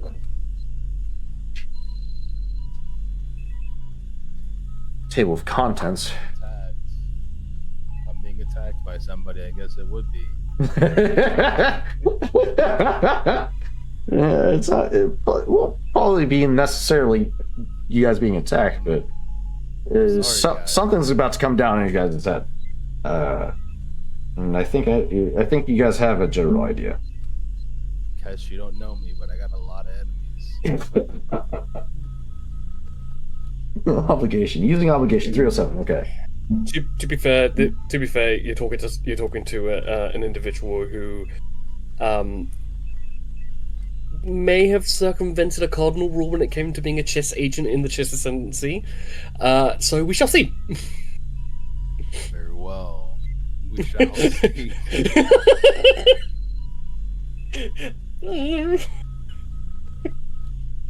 The effect of the obligation threshold numbers varies. And Ego's just along for the ride. Like always. Ego, Yeah. Why are you still hanging on to this ride? I don't know. You guys are interesting. I'll tell you why. He's holding on for the ride for one person. That's not true.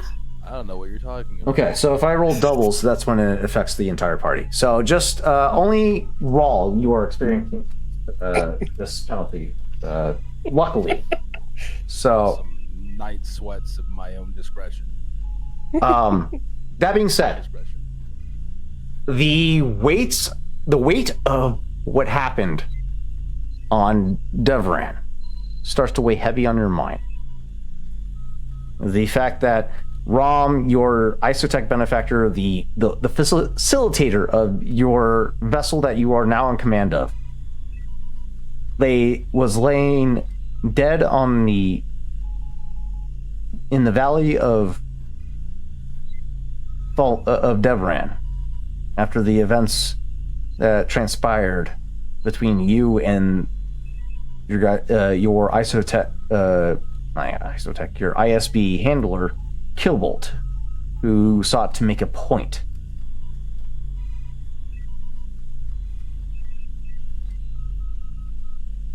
Your thoughts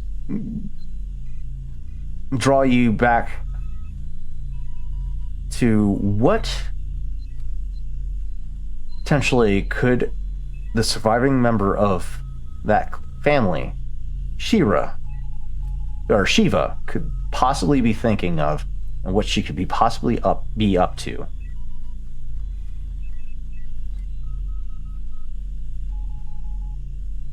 You wake up 3 days into your journey.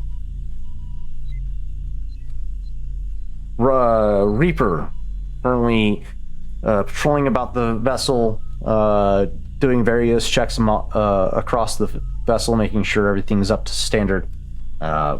Looking over at you, seeing you in a slight rustled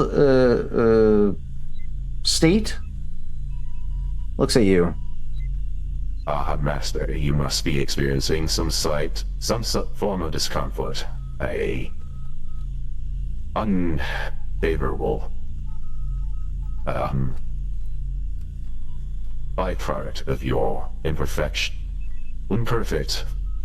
design. Might I offer you a beverage that may soothe your state? If you're talking about my bowel movements, I assure you I'm fine. I need it.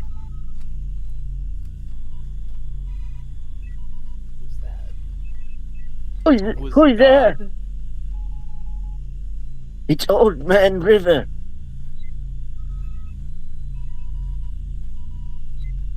Arsene, what is that? Oh, So we're live right now, but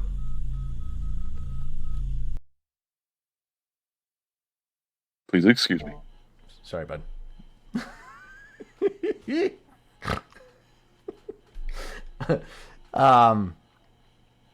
Cameo. That was a guest appearance from one of our cast members. Sorry about that. Rawl is also feeling some type of way about the hand he had dealt with the dear doctor. Mhm.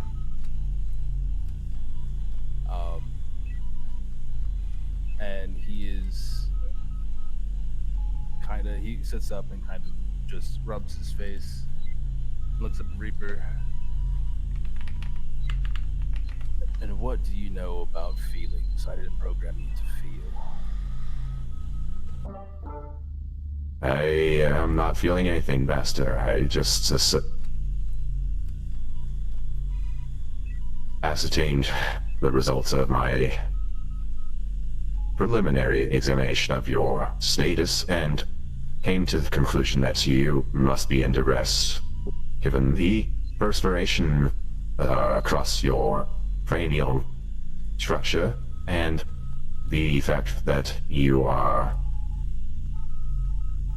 fleshy. What would you suggest? I replace these fleshy bits with some roboticized whatever. There has been, from my understanding, several organics that have been engaged in cybernetic augmentations and therefore have experienced a significant increase in quality of life and therefore can only result in the serumization of the fact that organic material is imperfect, Master. Oh, believe me, I know. He taps his freshly minted computer brain. I know we're not perfect, but there are things in this world worth holding on to, and your humanity is definitely one of them.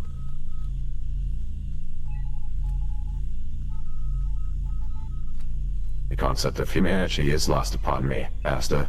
However, I should make it a point to notify you that you are currently receiving an incoming transmission. The identifier of this transmission would be Isotech. Shall I put them through? Isotech. He takes a long minute to just gear himself up for this. Yeah, I put them through. Saw it. That being said, Is it going to be a closed transmission to just you and the VCX and Isotech, or is it going to be a broadcast between you and the rest of the crew? Who was on the VCX with me? Just you and Reaper, but you also have people traveling with you aboard their respective vessels. Right, that's what I'm saying. No one else on the VCX, so no, he's not going to broadcast it. Okay. You switch over, or you tell Reaper to patch the communications through. Reaper makes his way towards the galley of the VCX, while you hear an audible pop and hiss as a communications is patched through over the intercom system.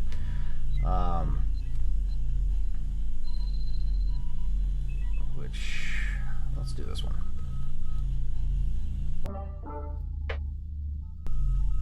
Hello. Are you there? Hello. To whom do I have the honor of speaking to?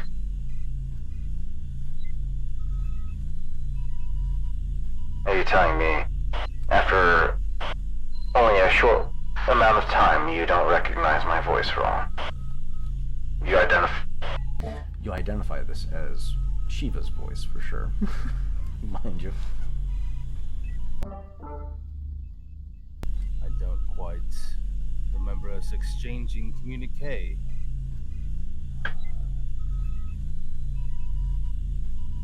Well, I suppose I already know what you're calling about. Wrong, but you receive a ship at the behest of me and my brother, and you don't seem to remember me. That's hurtful.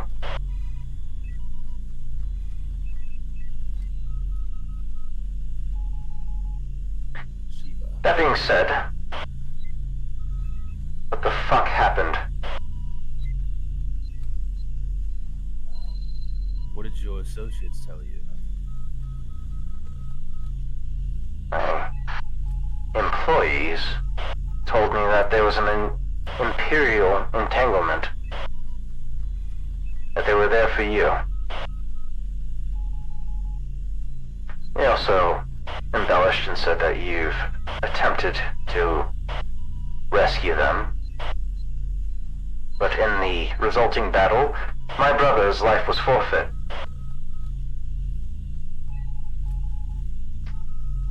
Tell me, Brother was... who should I hold responsible?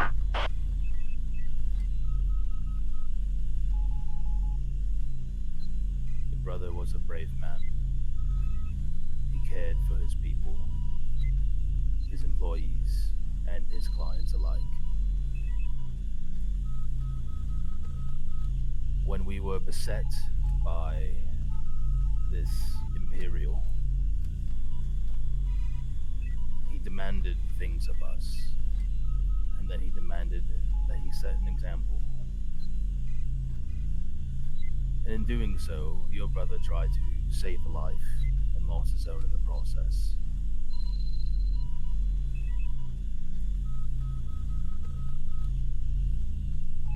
My brother may be foolish. I will give you that. However, I'm still going to hold you accountable for his death.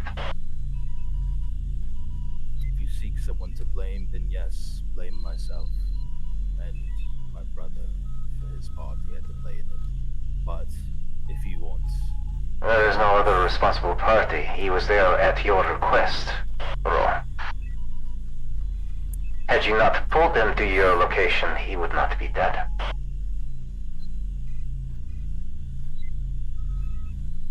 I would not be out a partner. let's be honest. You understand that, right? To you, he was much more to you than a partner. Yes, he was family. Of course, family means something to you, does it not?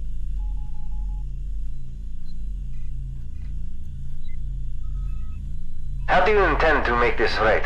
Ra?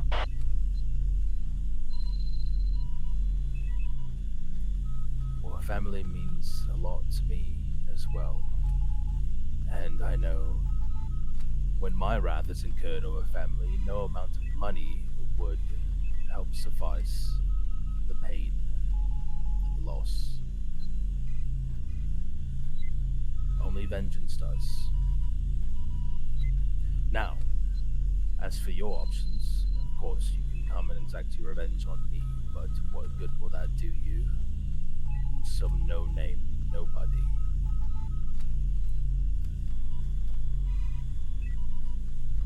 But I'm sure you don't like the Empire as much as we do, as much as we don't. I can bring you the head of a man who works directly for the Empire.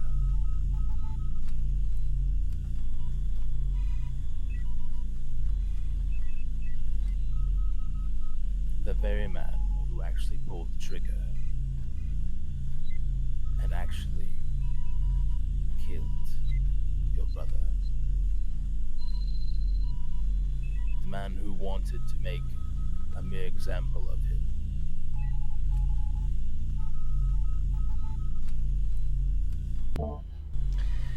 Give me. Let me pull up Shiva's character sheet. Hold on. Sure. Beyond the Rim. Important figures. Isotech. Oh, not Shiva. Shira. Sorry. I'm thinking Resident Evil here. Shira. This beautiful Twi'lek. Does she have 4 arms? Oh, she's a Twi'lek, dog. Just like Rom was. Shira. Come on, load up. Alright, we're looking at a... shit. We're looking at a daunting difficulty with a challenge of 3. Negotiation check. Oh, why am I looking at that? I'd rather not look at that. Daunting difficulty challenge of 3. So what is that? 3 red, 1 purple? Correct. 3 purple, or 1 purple, 3 red. I'll give you a boost die for the information presented. I'll give you a boost die for the promise of violence against the person responsible. And that's it. Okay.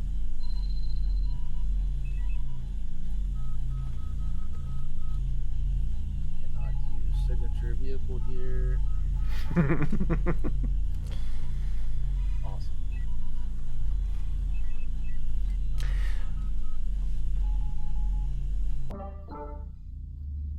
You make this promise, Ra. You have 2 months' time. 2 months to deliver this head to me. You don't follow through, and I will commit all my resources against you. Do we have an understanding? Crystal.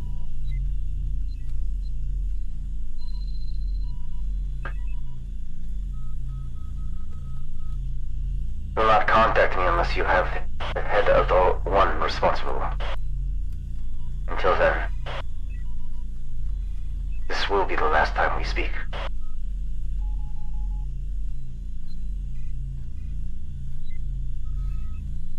I certainly hope not. Because I do enjoy business with you and your family.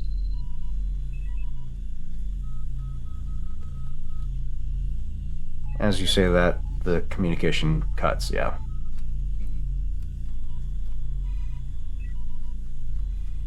Okay. I would say the weight of that conversation definitely weighs heavy on you. Yup. Now you have a timeline of 2 months. 70 days to kill the man responsible for killing Rom.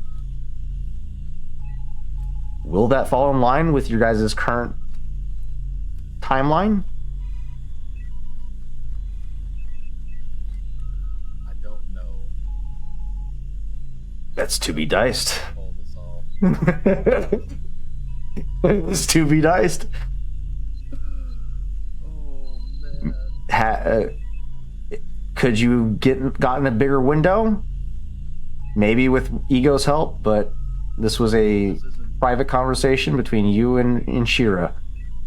And she gave you a 2-month window to pull this off.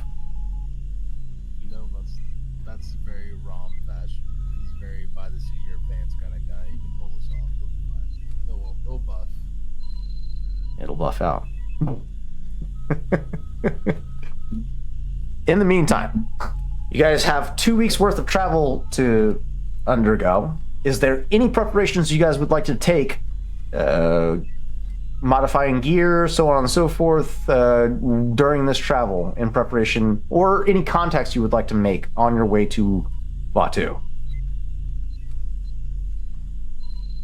Between learning how the bow works, getting used to the weight of it, understanding the draw power, the bowstring, how to implement it into my sneaky sniper style, as well as someone who is an expert tracker, and being stealthy, having a solid projectile of any kind that's silent is golden. Between that and just because I'm on the Chimera because I know how to fly, and with Oho in the pilot seat and me in the co-pilot seat, being able to just keep cruising. Eventually there's... To get a bearing on how this weapon platform performs, go ahead and give me a flat agility roll with a difficulty of hard. Okay, how does one roll agility? So it's just what your agility is. That's how many ability die you have. No proficiency because you're learning a new weapon platform. This is just a flat agility roll. Well, I have 6. Okay, so it'll be 6 green die versus 3 purple. 3 purple. Do I have any? Probably not. No, this is no abilities can be added to this. This is just a flat skill check to ability check to learn a new weapon. Okay. 4 successes, 1 advantage. During your downtime, you familiarize yourself with the capabilities of this weapon platform, realizing that it requires physical ammunition, which is not something you're usually familiar with. To the extent of like slug throwers and whatnot, this actually requires you to manipulate the physical ammo that is required for this platform. So getting familiarized with knocking the stun arrow in place and steadying your aim. You set up a target to practice on in the cargo hold and take a couple practice shots with the stun tips removed, with just the flat stem of the arrow itself. Just practicing getting your accuracy down. You get a sense with this practice session that you've endeavored, you can be fairly accurate with this weapon. However, you will need to compensate for the drop of the ammunition once the arrowhead is attached. You've practiced without the arrowhead, which gives you a little more comfortability with the platform. However, you do know you need to compensate once you have the arrowheads attached. Looking at the just overall standard as a cumbersome of 3, I have a brawn of 2, so it only goes down to a cumbersome of 1. So you have 1 setback at all times while using this weapon. Yeah, until I increase and then... Exactly. Which is not but- terrible, but it is. No, but it does inform Kesh that he needs to Increase your strength. start balancing So, between the way that- strength and dexterity. Yeah, the way that this explains itself is this weapon has a huge draw weight. I'm gonna say this probably is a 120-pound draw weight on this bow, so it requires a lot of back strength in order to draw to fully extend. So you're able to still use it. However, it is a struggle for you until you condition yourself. Yeah, so this is during this time, more or less using the strength that Kesh has to just get used to the drawback. Like, literally, I think if anyone looks through cameras on the Chimera, they will literally see for 2 hours just Kesh just drawing the bow back and then drawing it back again and just getting used to that strength drain. Yeah. In the Yeah, you're definitely gonna have to condition your back muscles to accommodate for this weapon system.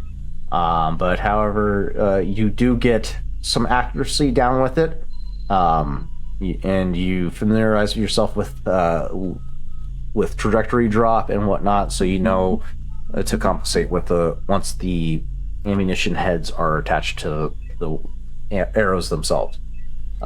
Ego, any preliminary measures taken during this downtime?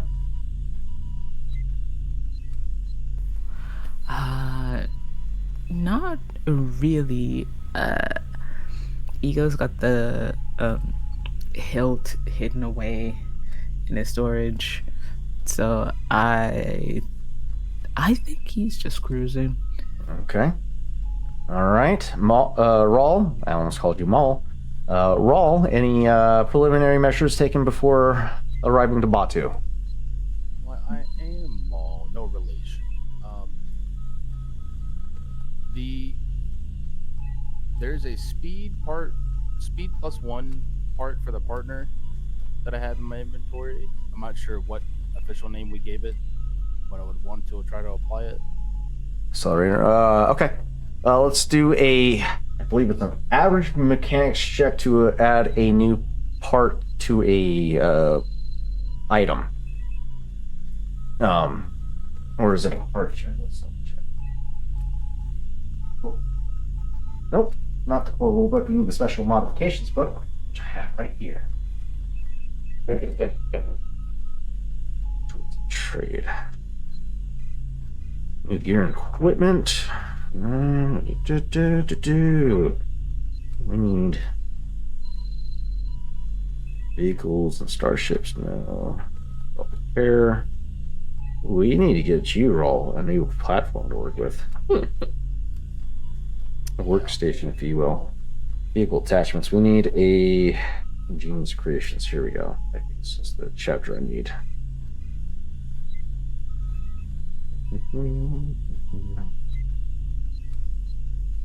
You built it out of what? Okay. So we're looking to attach a accelerator to the hoverboard.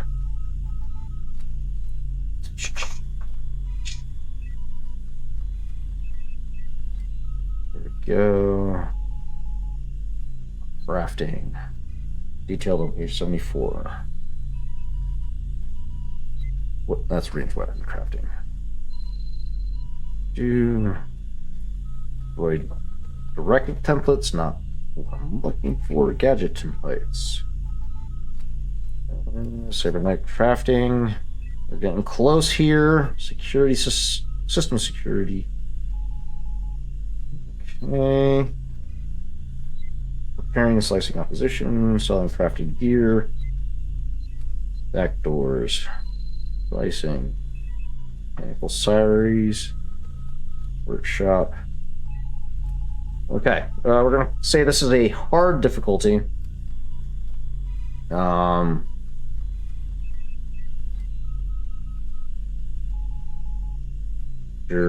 many attachments or hard points does the partner have?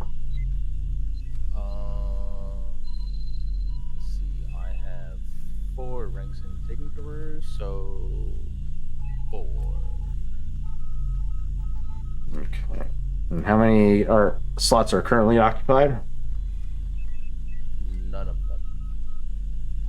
Wouldn't you increase the silhouette size of that thing? Yeah, but that was from an ability, not from an actual Ooh, increasing. interesting. Okay. And how many hard points does this accelerator take up? I don't know. I just wrote that down in my notes that I have it whenever Shit. All right. Let's go. discussed.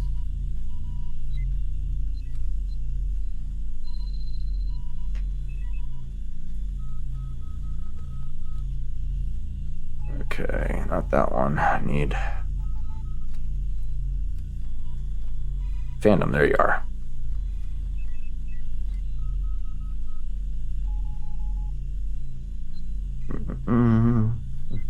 Nope, that's not what I want. Star Wars FFG.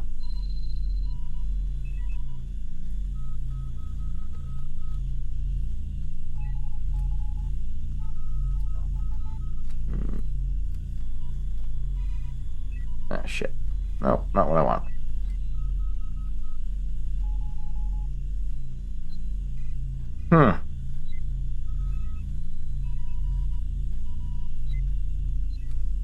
Let's go.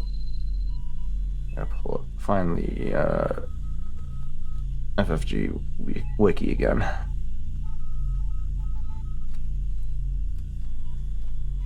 There we go. Okay. It was a mod for a vehicle, right? If I remember correctly. Mods, vehicle mod. Correct. And it is a universal weapons vehicle attachments. Let's do vehicle. Augmented buffer. That's repulsor. Thrusters, maneuvering? No, that gives it. Engine boosting system, I think. What's the rarity on it? Rarity and price. On the partner? No, the mod.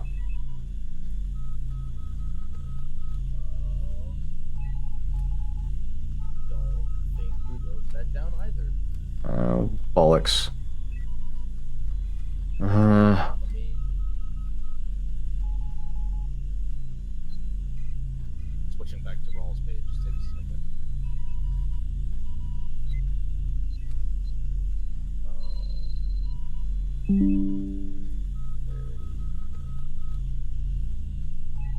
I just have it as rarity 1. I'm pretty sure that's just what it does in stock. So I don't think Yeah. I ever did a rarity. Oh shit. Okay. All right. We'll call this a hard difficulty for now. We may have to make adjustments later, but hard difficulty for now. No slots occupied, so yeah, just a hard difficulty mechanics check. Sorry for the wait, guys.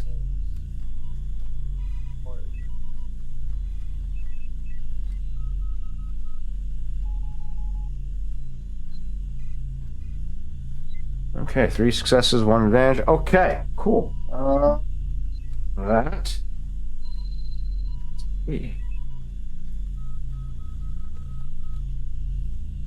One advantage.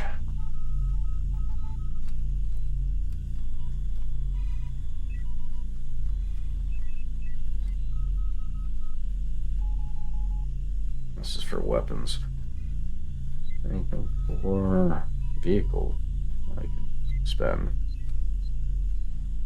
Droid. Vehicle mods. Gadget crafting.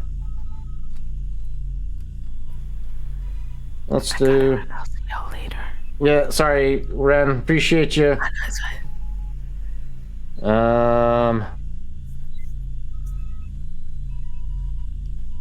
Vehicle, narrative, spending. Opportunity identified. The slicer. Nope, that's for slicing. wares. We gotta figure out if there's any bonuses. We'll come back to it. I'll look it up and see if there's any additional bonuses you get for adding it to your vehicle. But for now, the basic function is applied to the partner, no problem. Which I believe it just increases the speed by 1. Also, the deactivated spider drone. Hang on. The deactivated stealth droid spider that we got from the first mission we did with the rebels. On following scout drone. It wasn't deactivated; it was shot, if I recall. Shot. Yeah. Okay, I wrote it as deactivated, but if it's shot, then it's done. Never mind. Oh wait, no, you guys did get to the command center. Remember, one did get destroyed. What's your intention with the droid? What are you trying to do? Trying to reprogram it. To make your own fucking pro droid. How dare you? Well, I mean, for sure, the board is going to take up most of your travel time for sure. You can start working on the droid, but it's not going to be done within this time frame. Yeah, that's fine. Especially with the level of encryptions that you have to bypass, being Imperial droid. Yeah, you can start working on it, but it's not going to be serviceable by the end of this journey. You guys do at this point make your way to Batuu.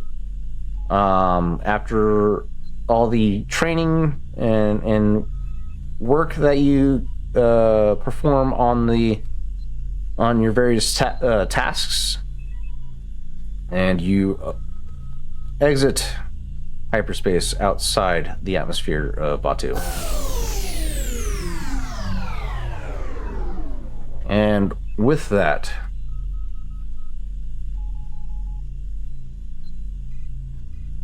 you guys find yourselves not greeted by any regulated form of airspace control. This planet seems to be relatively loosely controlled. Let's double check, make sure. Batuu Wilds, Spire Ruins, River Valley, Batuu Jedi. Ooh. Okay. I heard that. No, you didn't. I heard that. You got Black Spire Outpost, Galma, Pika, Skirl, and Suravat. The destination for the delivery would have taken you to Black Spire Outpost for sure.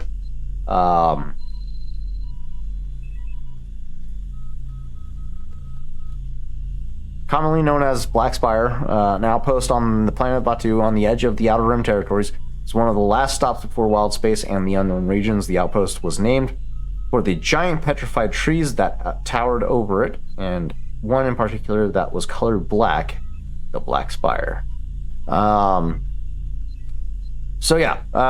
Spire Outpost, you guys make your arrival to it, given clearance to make your approach and land in one of the various landing ports that they have to offer in the spaceport. Let's see. Near Bakar Spire, and fairly large spaceport, able to house several large freighter-sized ships and more smaller craft as well. But yeah, you guys all land your respective vessels and depart. That was 2 weeks worth of travel. You're looking at significant refueling costs, but we'll cover that behind the scenes. that being said,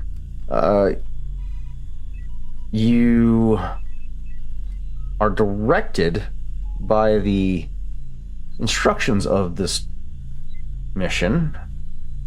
Let's see. We got the market, the ruins. Well, this would probably take you.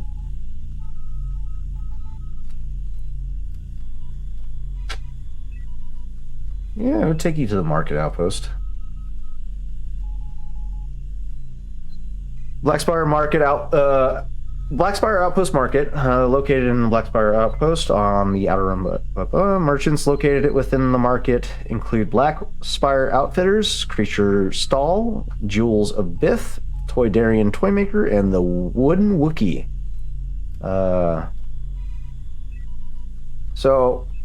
The market itself runs down this long corridor, cargo netting over the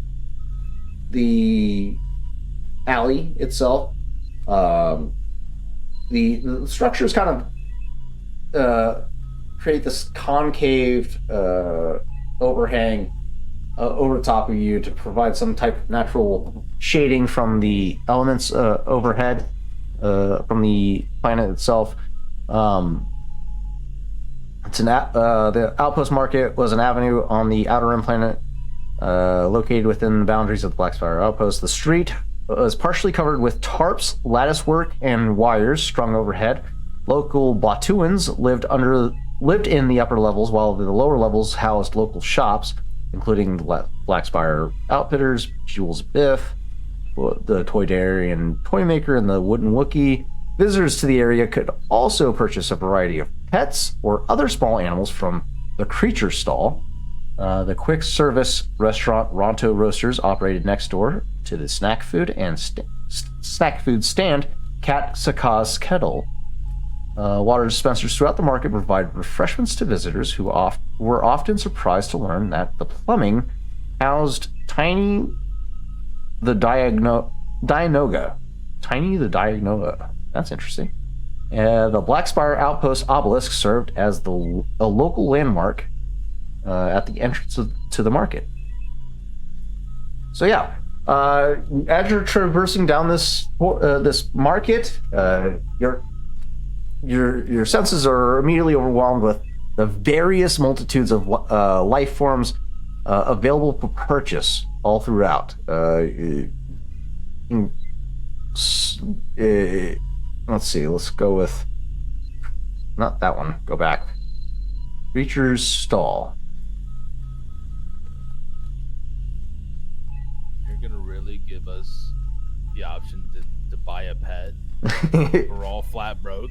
Yeah, buddy. You're seeing on display throughout the market Kowakian monkey lizards, porgs, burnox, convories, lothcats, warts, tukas, snap rats, theries, castellan gorgs, and mirquals, all throughout this market. It is absolutely a buzz with various calls and caws of creatures alike. Let's go with, where's my market sound? There we go. And buzzing with foot traffic alike. You guys find yourselves near the Creature Stall as the coordinates of this mission leads you directly there and instructs you to wait for the arrival of your contact. That contact being not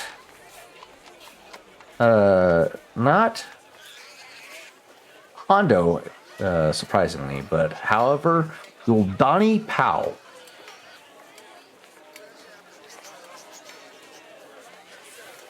And I did not give this NPC a species. Look at that.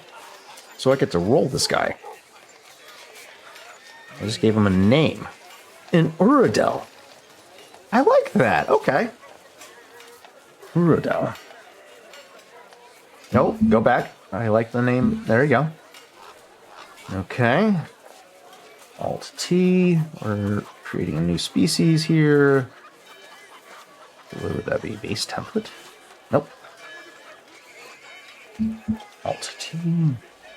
No, it's vehicle warning. I guess it's... Nope. This is just an alien species, so no formal character sheet needed. I just need to plant the creature. Duh. Okay, Urdel. Put him in there. The creature is amphibious in appearance.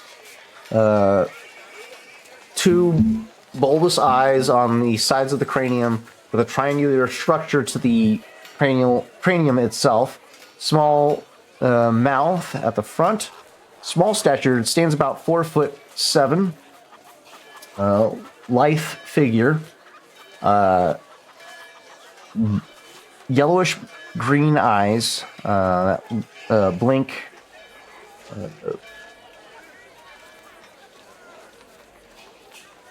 Has like a naive energy to his demeanor. Looks up at a lot of you. Hi, my name's Yuldani. Sent here on behalf of my employer. You guys who I'm supposed to be looking for?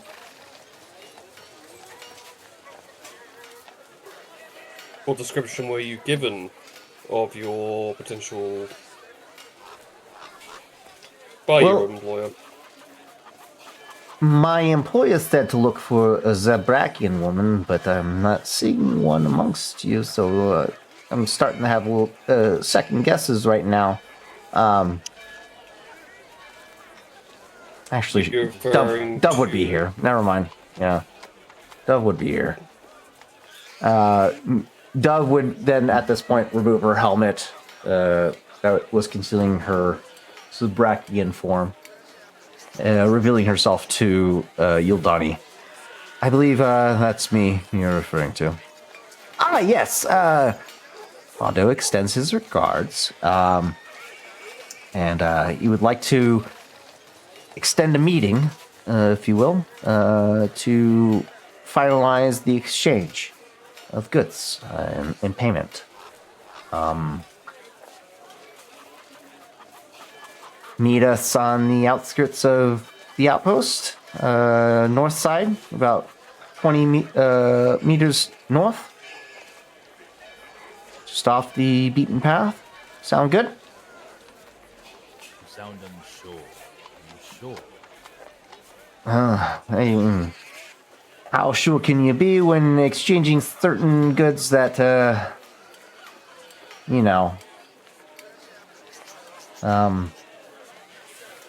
don't want to say much more than that. Don't want to, draw any attention, if you will. And he kind of just chuckles to himself a little bit as he's looking around, making sure no one's explicitly paying attention to what you guys are talking about. He's trying to keep it cordial as possible. You get a sense that this guy's probably done deals like this before, so he's trying to maintain a very positive and an energetic demeanor as a means of dissuading any outside observations. You may tell your employer that we are looking forward to completing our business deal. Good. So then I'll make my way to the designated meeting site. Here's the code cylinder that will lead you to where you need to go. And, or not the code cylinder, silly me, the fob that will lead you to where you need to go. And we'll see you in a few hours. Let's call it 1 o'clock. What time is it now? It's a good question. You guys have been traveling for 2 weeks. You left Nar Shaddaa about 10 p.m. And I haven't had you guys do a piloting check to determine how long the travel would be exactly, so...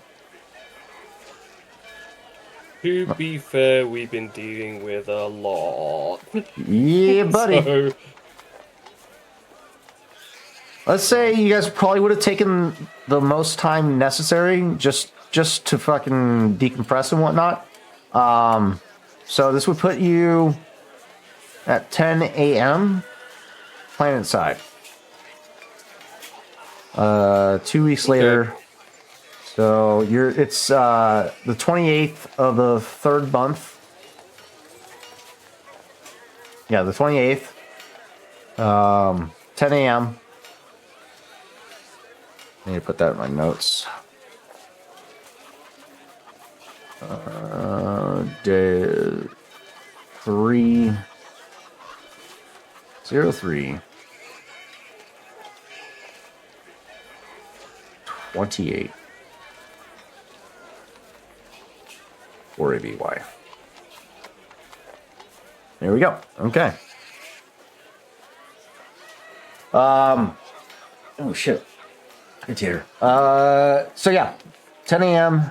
You guys have 3 hours to kill while you're on the surface of Batu to familiarize yourself with the outpost, if you so choose, and otherwise make your way towards the designated meeting site to finalize the exchange. However, you guys do need transport for the cargo. The partner is definitely not going to be able to carry all of that.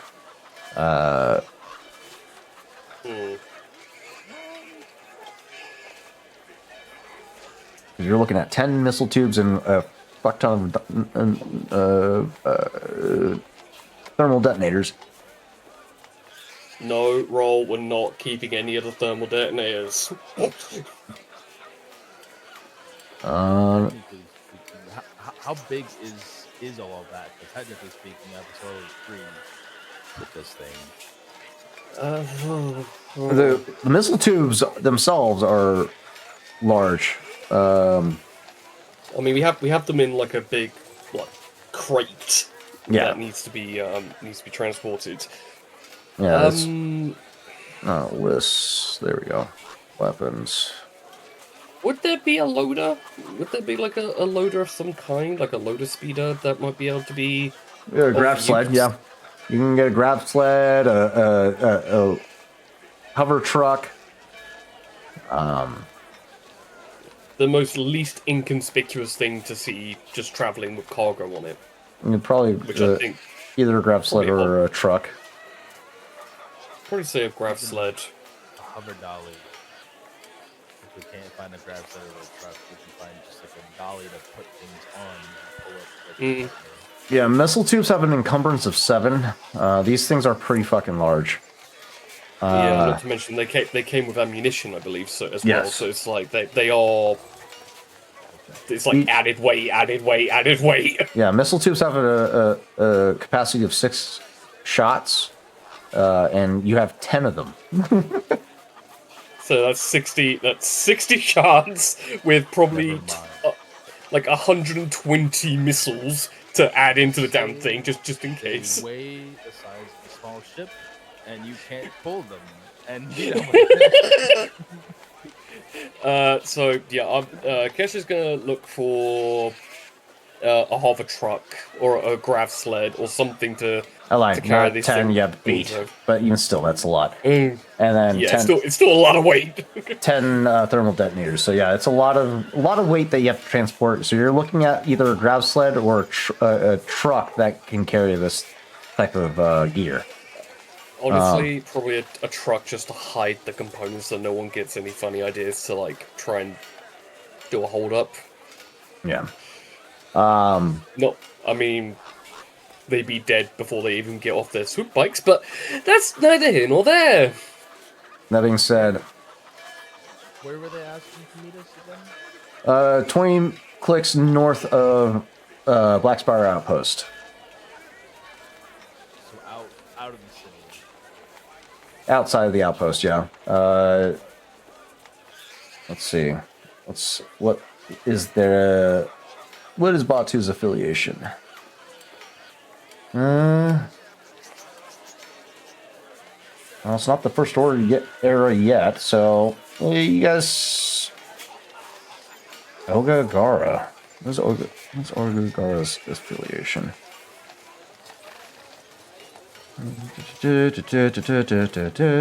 Ah! It is a hut-controlled planet. Hovertruck. Hovertruck be safer. Considering huts rival with each other as much as they rival with everyone else. Buddy. Yeah. So this is and a crime organization-controlled planet. Yep. So The reason why I asked, the place that we're trying to get to, 26 North, is that not accessible by ship? I mean, yeah, you could travel by ship for sure. I mean, there's no guarantee of enough. This is a jungle planet, so a lot of tree coverage. So there's no guarantee of enough landing space for all your ships. If you do take all of the ships at the same time, you could. And there's no guarantee that there's any clear landing space for the ship near the location of the meet. So, I mean, you could, depending on your perceptions, depending on your skill rolls, could potentially find a place to land nearby the meet site. But yeah, it's definitely left to chance. Otherwise, transport by ground would probably be more ideal for you.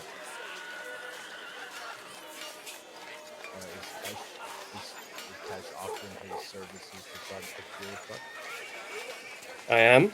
I am also proficient in space and planet-side transport as well, so I can actually pilot the thing as well. And I'm an all-terrain driver, additionally. So regardless, it will not slow me down. You buddy. Raw's going to turn to Ego. Well, why don't you go with me? You might need some help in trying to persuade certain people to be more lenient. He is on the shady looking side. Who, the Yubani or? Ego, going with Kesh. Oh, with Kesh, yeah. We could, yeah, work together to procure transport.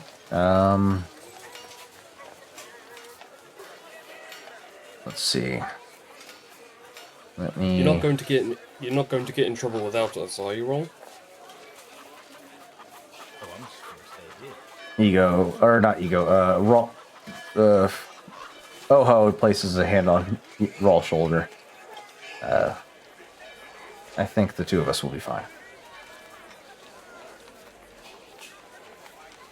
And Dove is there too. I would assume. We got good company. Land speeders. There we go. I'll make sure to come back with at least a decent truck to carry our cargo. That being said, is there a different destination of where you want to go, Raw, besides from the rest of the crew? Or what's the intention? I'm staying right here. Are you just perusing creatures to potentially purchase? Why not? I mean, this is the first time that Raw has really seen creatures in captivity, really. I mean, Okay. he's been across like smuggling and whatnot, but it's always just been in passing. This is his moment to see them as a tourist. He's never seen them. I like it. Okay. Let's take. I mean, completely fair. To be frank, like that's completely fair. That's fair. That is definitely fair. To have a moment of to actually go, wait, I'm not shooting anyone. I don't have to blow anything up. There are animals in front of me. This is like a market square. I just got threatened, which I haven't told anybody about. So yeah, I think yeah, I'm gonna yeah. Just take a moment. No. Fair dues, Okay. fair dues. All right. Oh. Aw. Well, this one's not bad looking. Okay, you make your way to the creature stall that is currently manned by a Philodon. Or Phytolon. Phytolon. This paired symbiotic sentient species native to the planet of Midasos. Exists in the galaxy. White iris with dark sclera and white fungal threads. It's a fungal species. Interesting. A symbiotic fungus, humanoid, gangly limbs, and 3 fingers. Okay, let's... Any names? Ooh.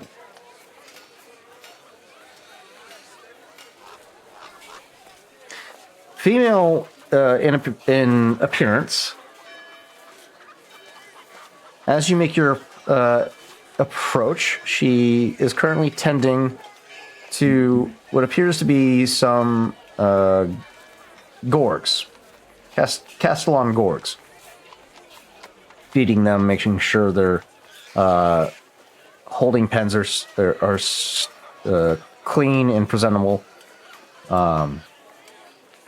Her large eyes turn to you slowly in acknowledgement as she greets you with a formal bow.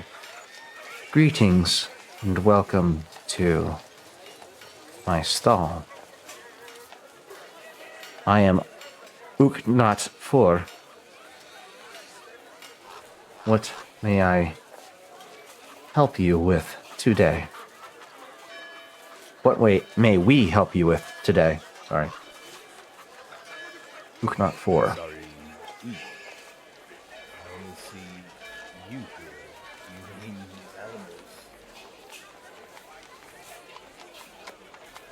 animals? We are a symbiotic entity. We are one of many. We serve a hive mind, if you will.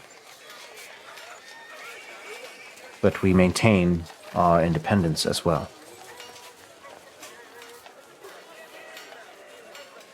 Don't quite know what you mean, but sounds quite interesting. Her eyes seem to kind of, what's the word I'm looking for? Ascertain the nature of your inquiry. She's curious as to why you're curious about her nature, but does not seem to pry into it too much. Brown skin, elongated face with no visible nose, but you see nostril slits on the front of her face. Gills on the sides of where the cheeks would be. Tendrils streaming down from the back of her cranium down to her shoulders. She's wearing a brown leather what appear some type of jacket that only covers the shoulders and just ends just below the breast level, and underneath that a jumpsuit, black and tan jumpsuit underneath that. As she moves, her movements are very slow and deliberate. There is no wasted movement with her, with any of her intentions. Every move is precise and controlled. As our beloved nerdy pinup girl is so fond of saying, a smash.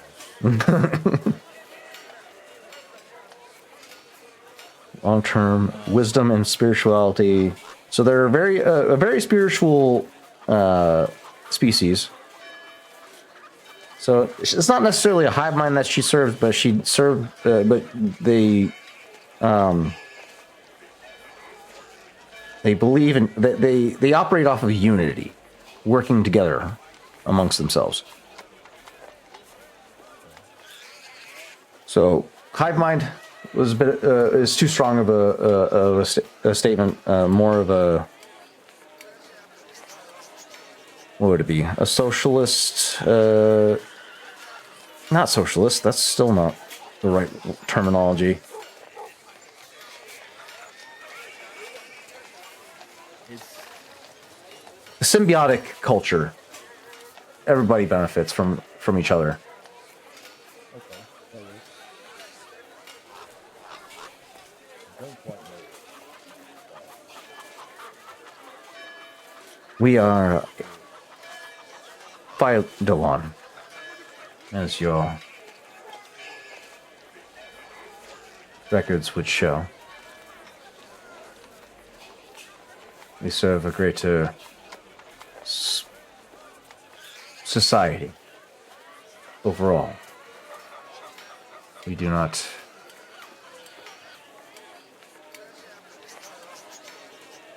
focus on individual needs. So you're saying you see yourselves better than the others in the galaxy? We are not better, we just concern ourselves with the betterment of the galaxy. Unity is what we promote.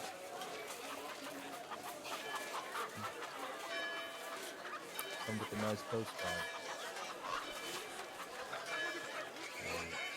What kind of animals do you have here? I don't think I've seen that kind of thing before. Referring to the The Castellan Gorgs. yeah. The Castellan Gorg is a amphibious creature. It's a large headed creature with a massive gaping maw. Non-sentient subspecies of the amphibious Gorg, Bidey, as a member of the species. This one's has orange skin, giant bulbous blue eyes with vertical slits for eyes. Carnivorous in its appearance. Spines at the top of its cranium, in between the two large bulbous eyes, with webbing connecting the three spines, and spines that run down its back. Kind of like a frog, but with fangs and a forked tongue. And it looks as Nock is tending to it. She's holding what appears to be some type of small fish that she hold over the feeding hold over the pen, and this Gorg lashes out its tongue, wraps it around the fish, and yanks it out of Nock's hand, and the tongue retracts into its mouth, and it just snaps shut, swallows, and just blinks one eye at a time.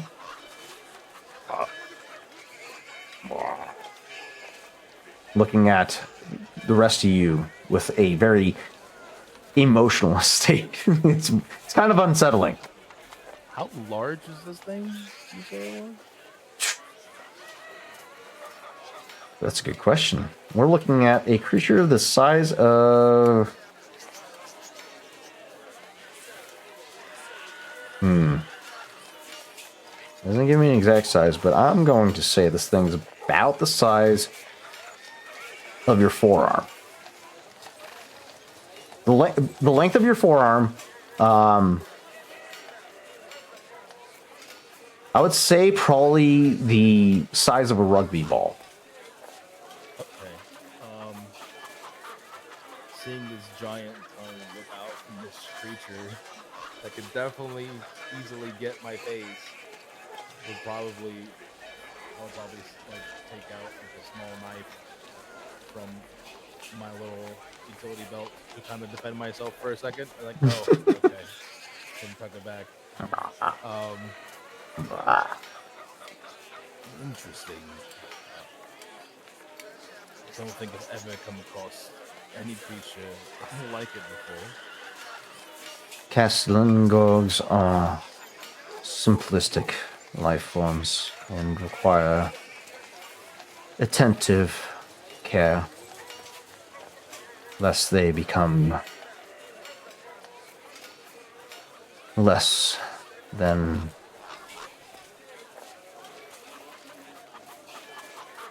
compromising creatures, requiring I frequent feedings. can see that. I hope you don't lose a hand or something to it. This is not something that we concern ourselves with. Shall I direct your attention to my various other creatures in my inventory? Do you have anything here of some kind of desert environment? Might I direct your attention to the Murkwalls? They are a rare species, but I do have one in possession at this time. Inquisitive creatures, highly adaptable. Bodies are covered in both fur and scales, with pink exposed skin. As she directs your, as she's describing this creature, she is walking towards it, the back of her shop, where you see this creature that kind of similar to an axolotl, but with tendrils protruding from the sides of its cranium, large, friendly green eyes, and a not toothless grin, but a toothless grin in appearance. She stops just in front of the display case where this creature is. As you can see, they have 3 sets of articulated feelers on either set of their heads. It gives them a greater sense of their environment for danger or items of interest. These creatures are highly inquisitive and make great companions.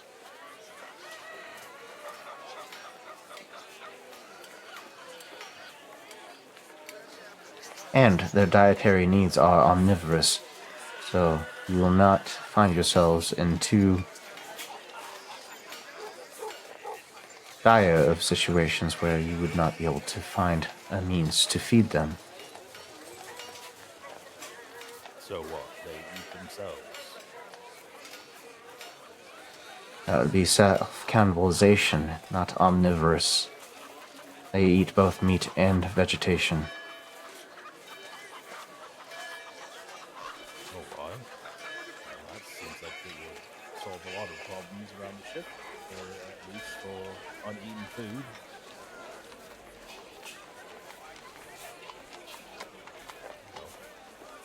And he looks to his brother and just like, Oh, I'd probably would assume would not be too keen on the idea of taking on a pet. I would assume. It's a strange situation.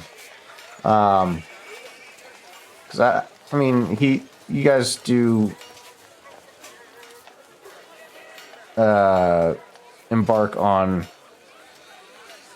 many different dangerous missions. So maybe he's all right with the idea, but I would probably say he has some level of apprehension about shopping right now. maybe some other time. He turns back to the woman. What can you tell me about a man named Holmes? Do you know of him? Have you heard of him? Let's see if she knows him. Where's the merchant at? That's income. I don't want income. I want a merchant.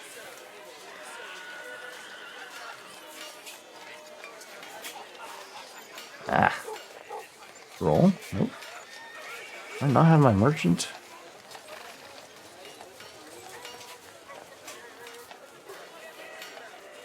I think it's pardon. Okay. Let's do. She's gonna do. This would be an underworld check. Give boost die for the planet that she's on. Hard difficulty. The name is not familiar to us.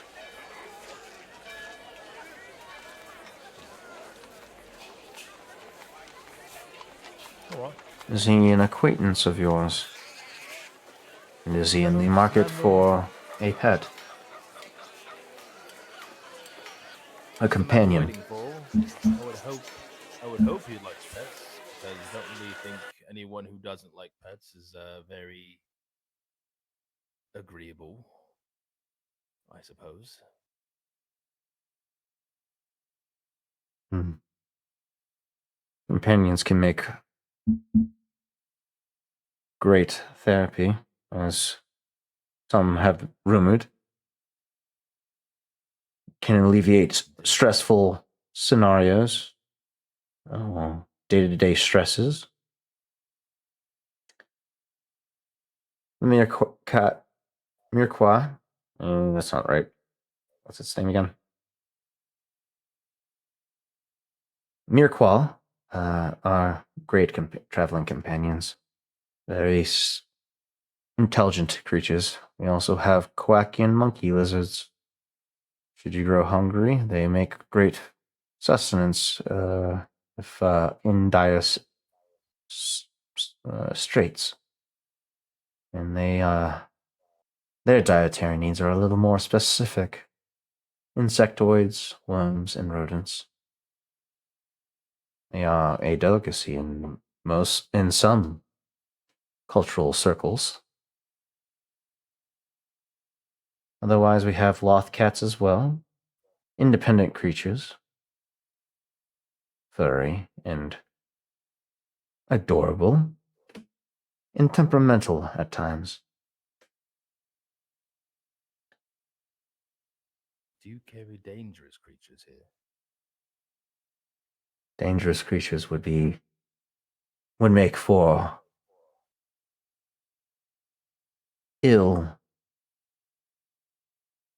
poor companions, as they would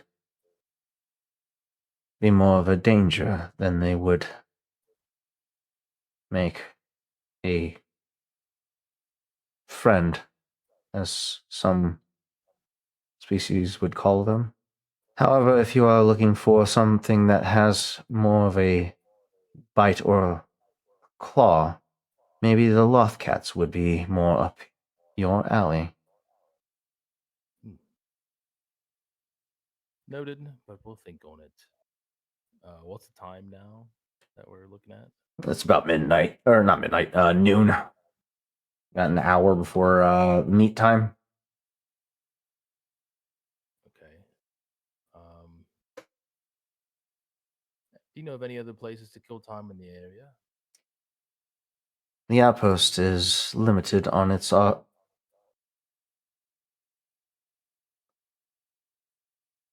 entertainment values. However, the Jatka's cooler is a good place to unwind and grab a beverage of various assortments.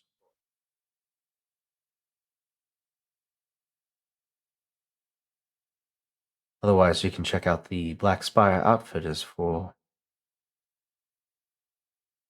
clothing or other various goods that might catch your attention. In a general goods store. Well, I guess we didn't come here for the food.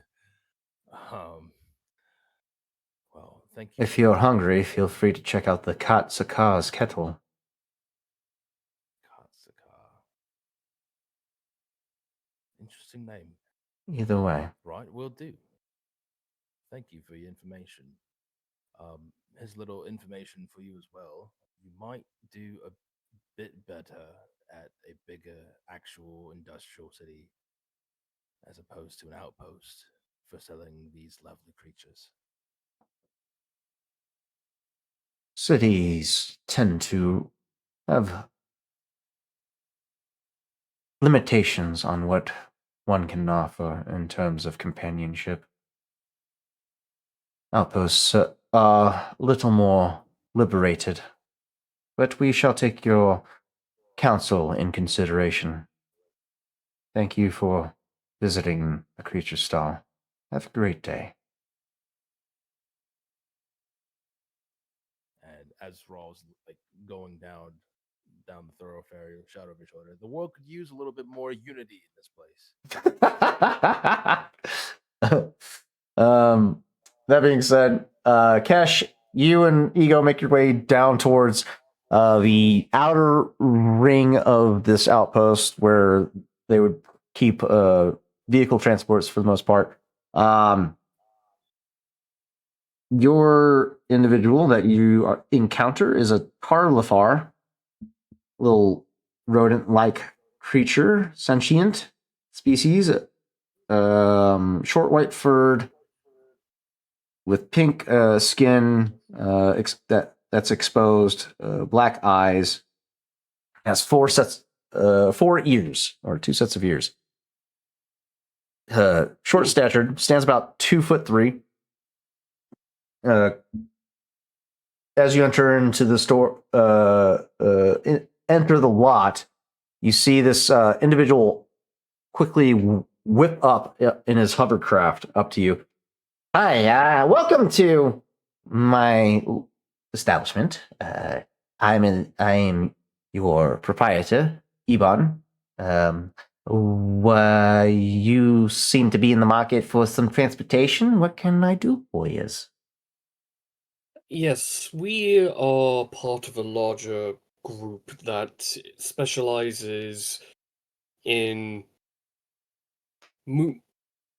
moving supplies and cargo. So we need a grav lift or a grav loader or a hover truck of some kind. Just because obviously we can't all carry everything, so we need a bit of more of a ease of transportation. Well, that's it's good that you came here. Again, welcome to my place of business. I'm Iban. You say grab sled is what you're looking for. Those are more so industrial grade equipment. We specialize in more personalized transportations. However, I smell what you're putting down, and I have something that might facilitate your needs necessarily. I could offer you a. Let's see. I have an AA4B speed truck on inventory. Low mileage, great condition. It's only been in one collision. However, we maintained the frame maintains its integrity. We've since polished it up, and it's in great condition. This bad boy will run you about 15,000 credits. You guys looking to purchase outright or finance? What's the plan?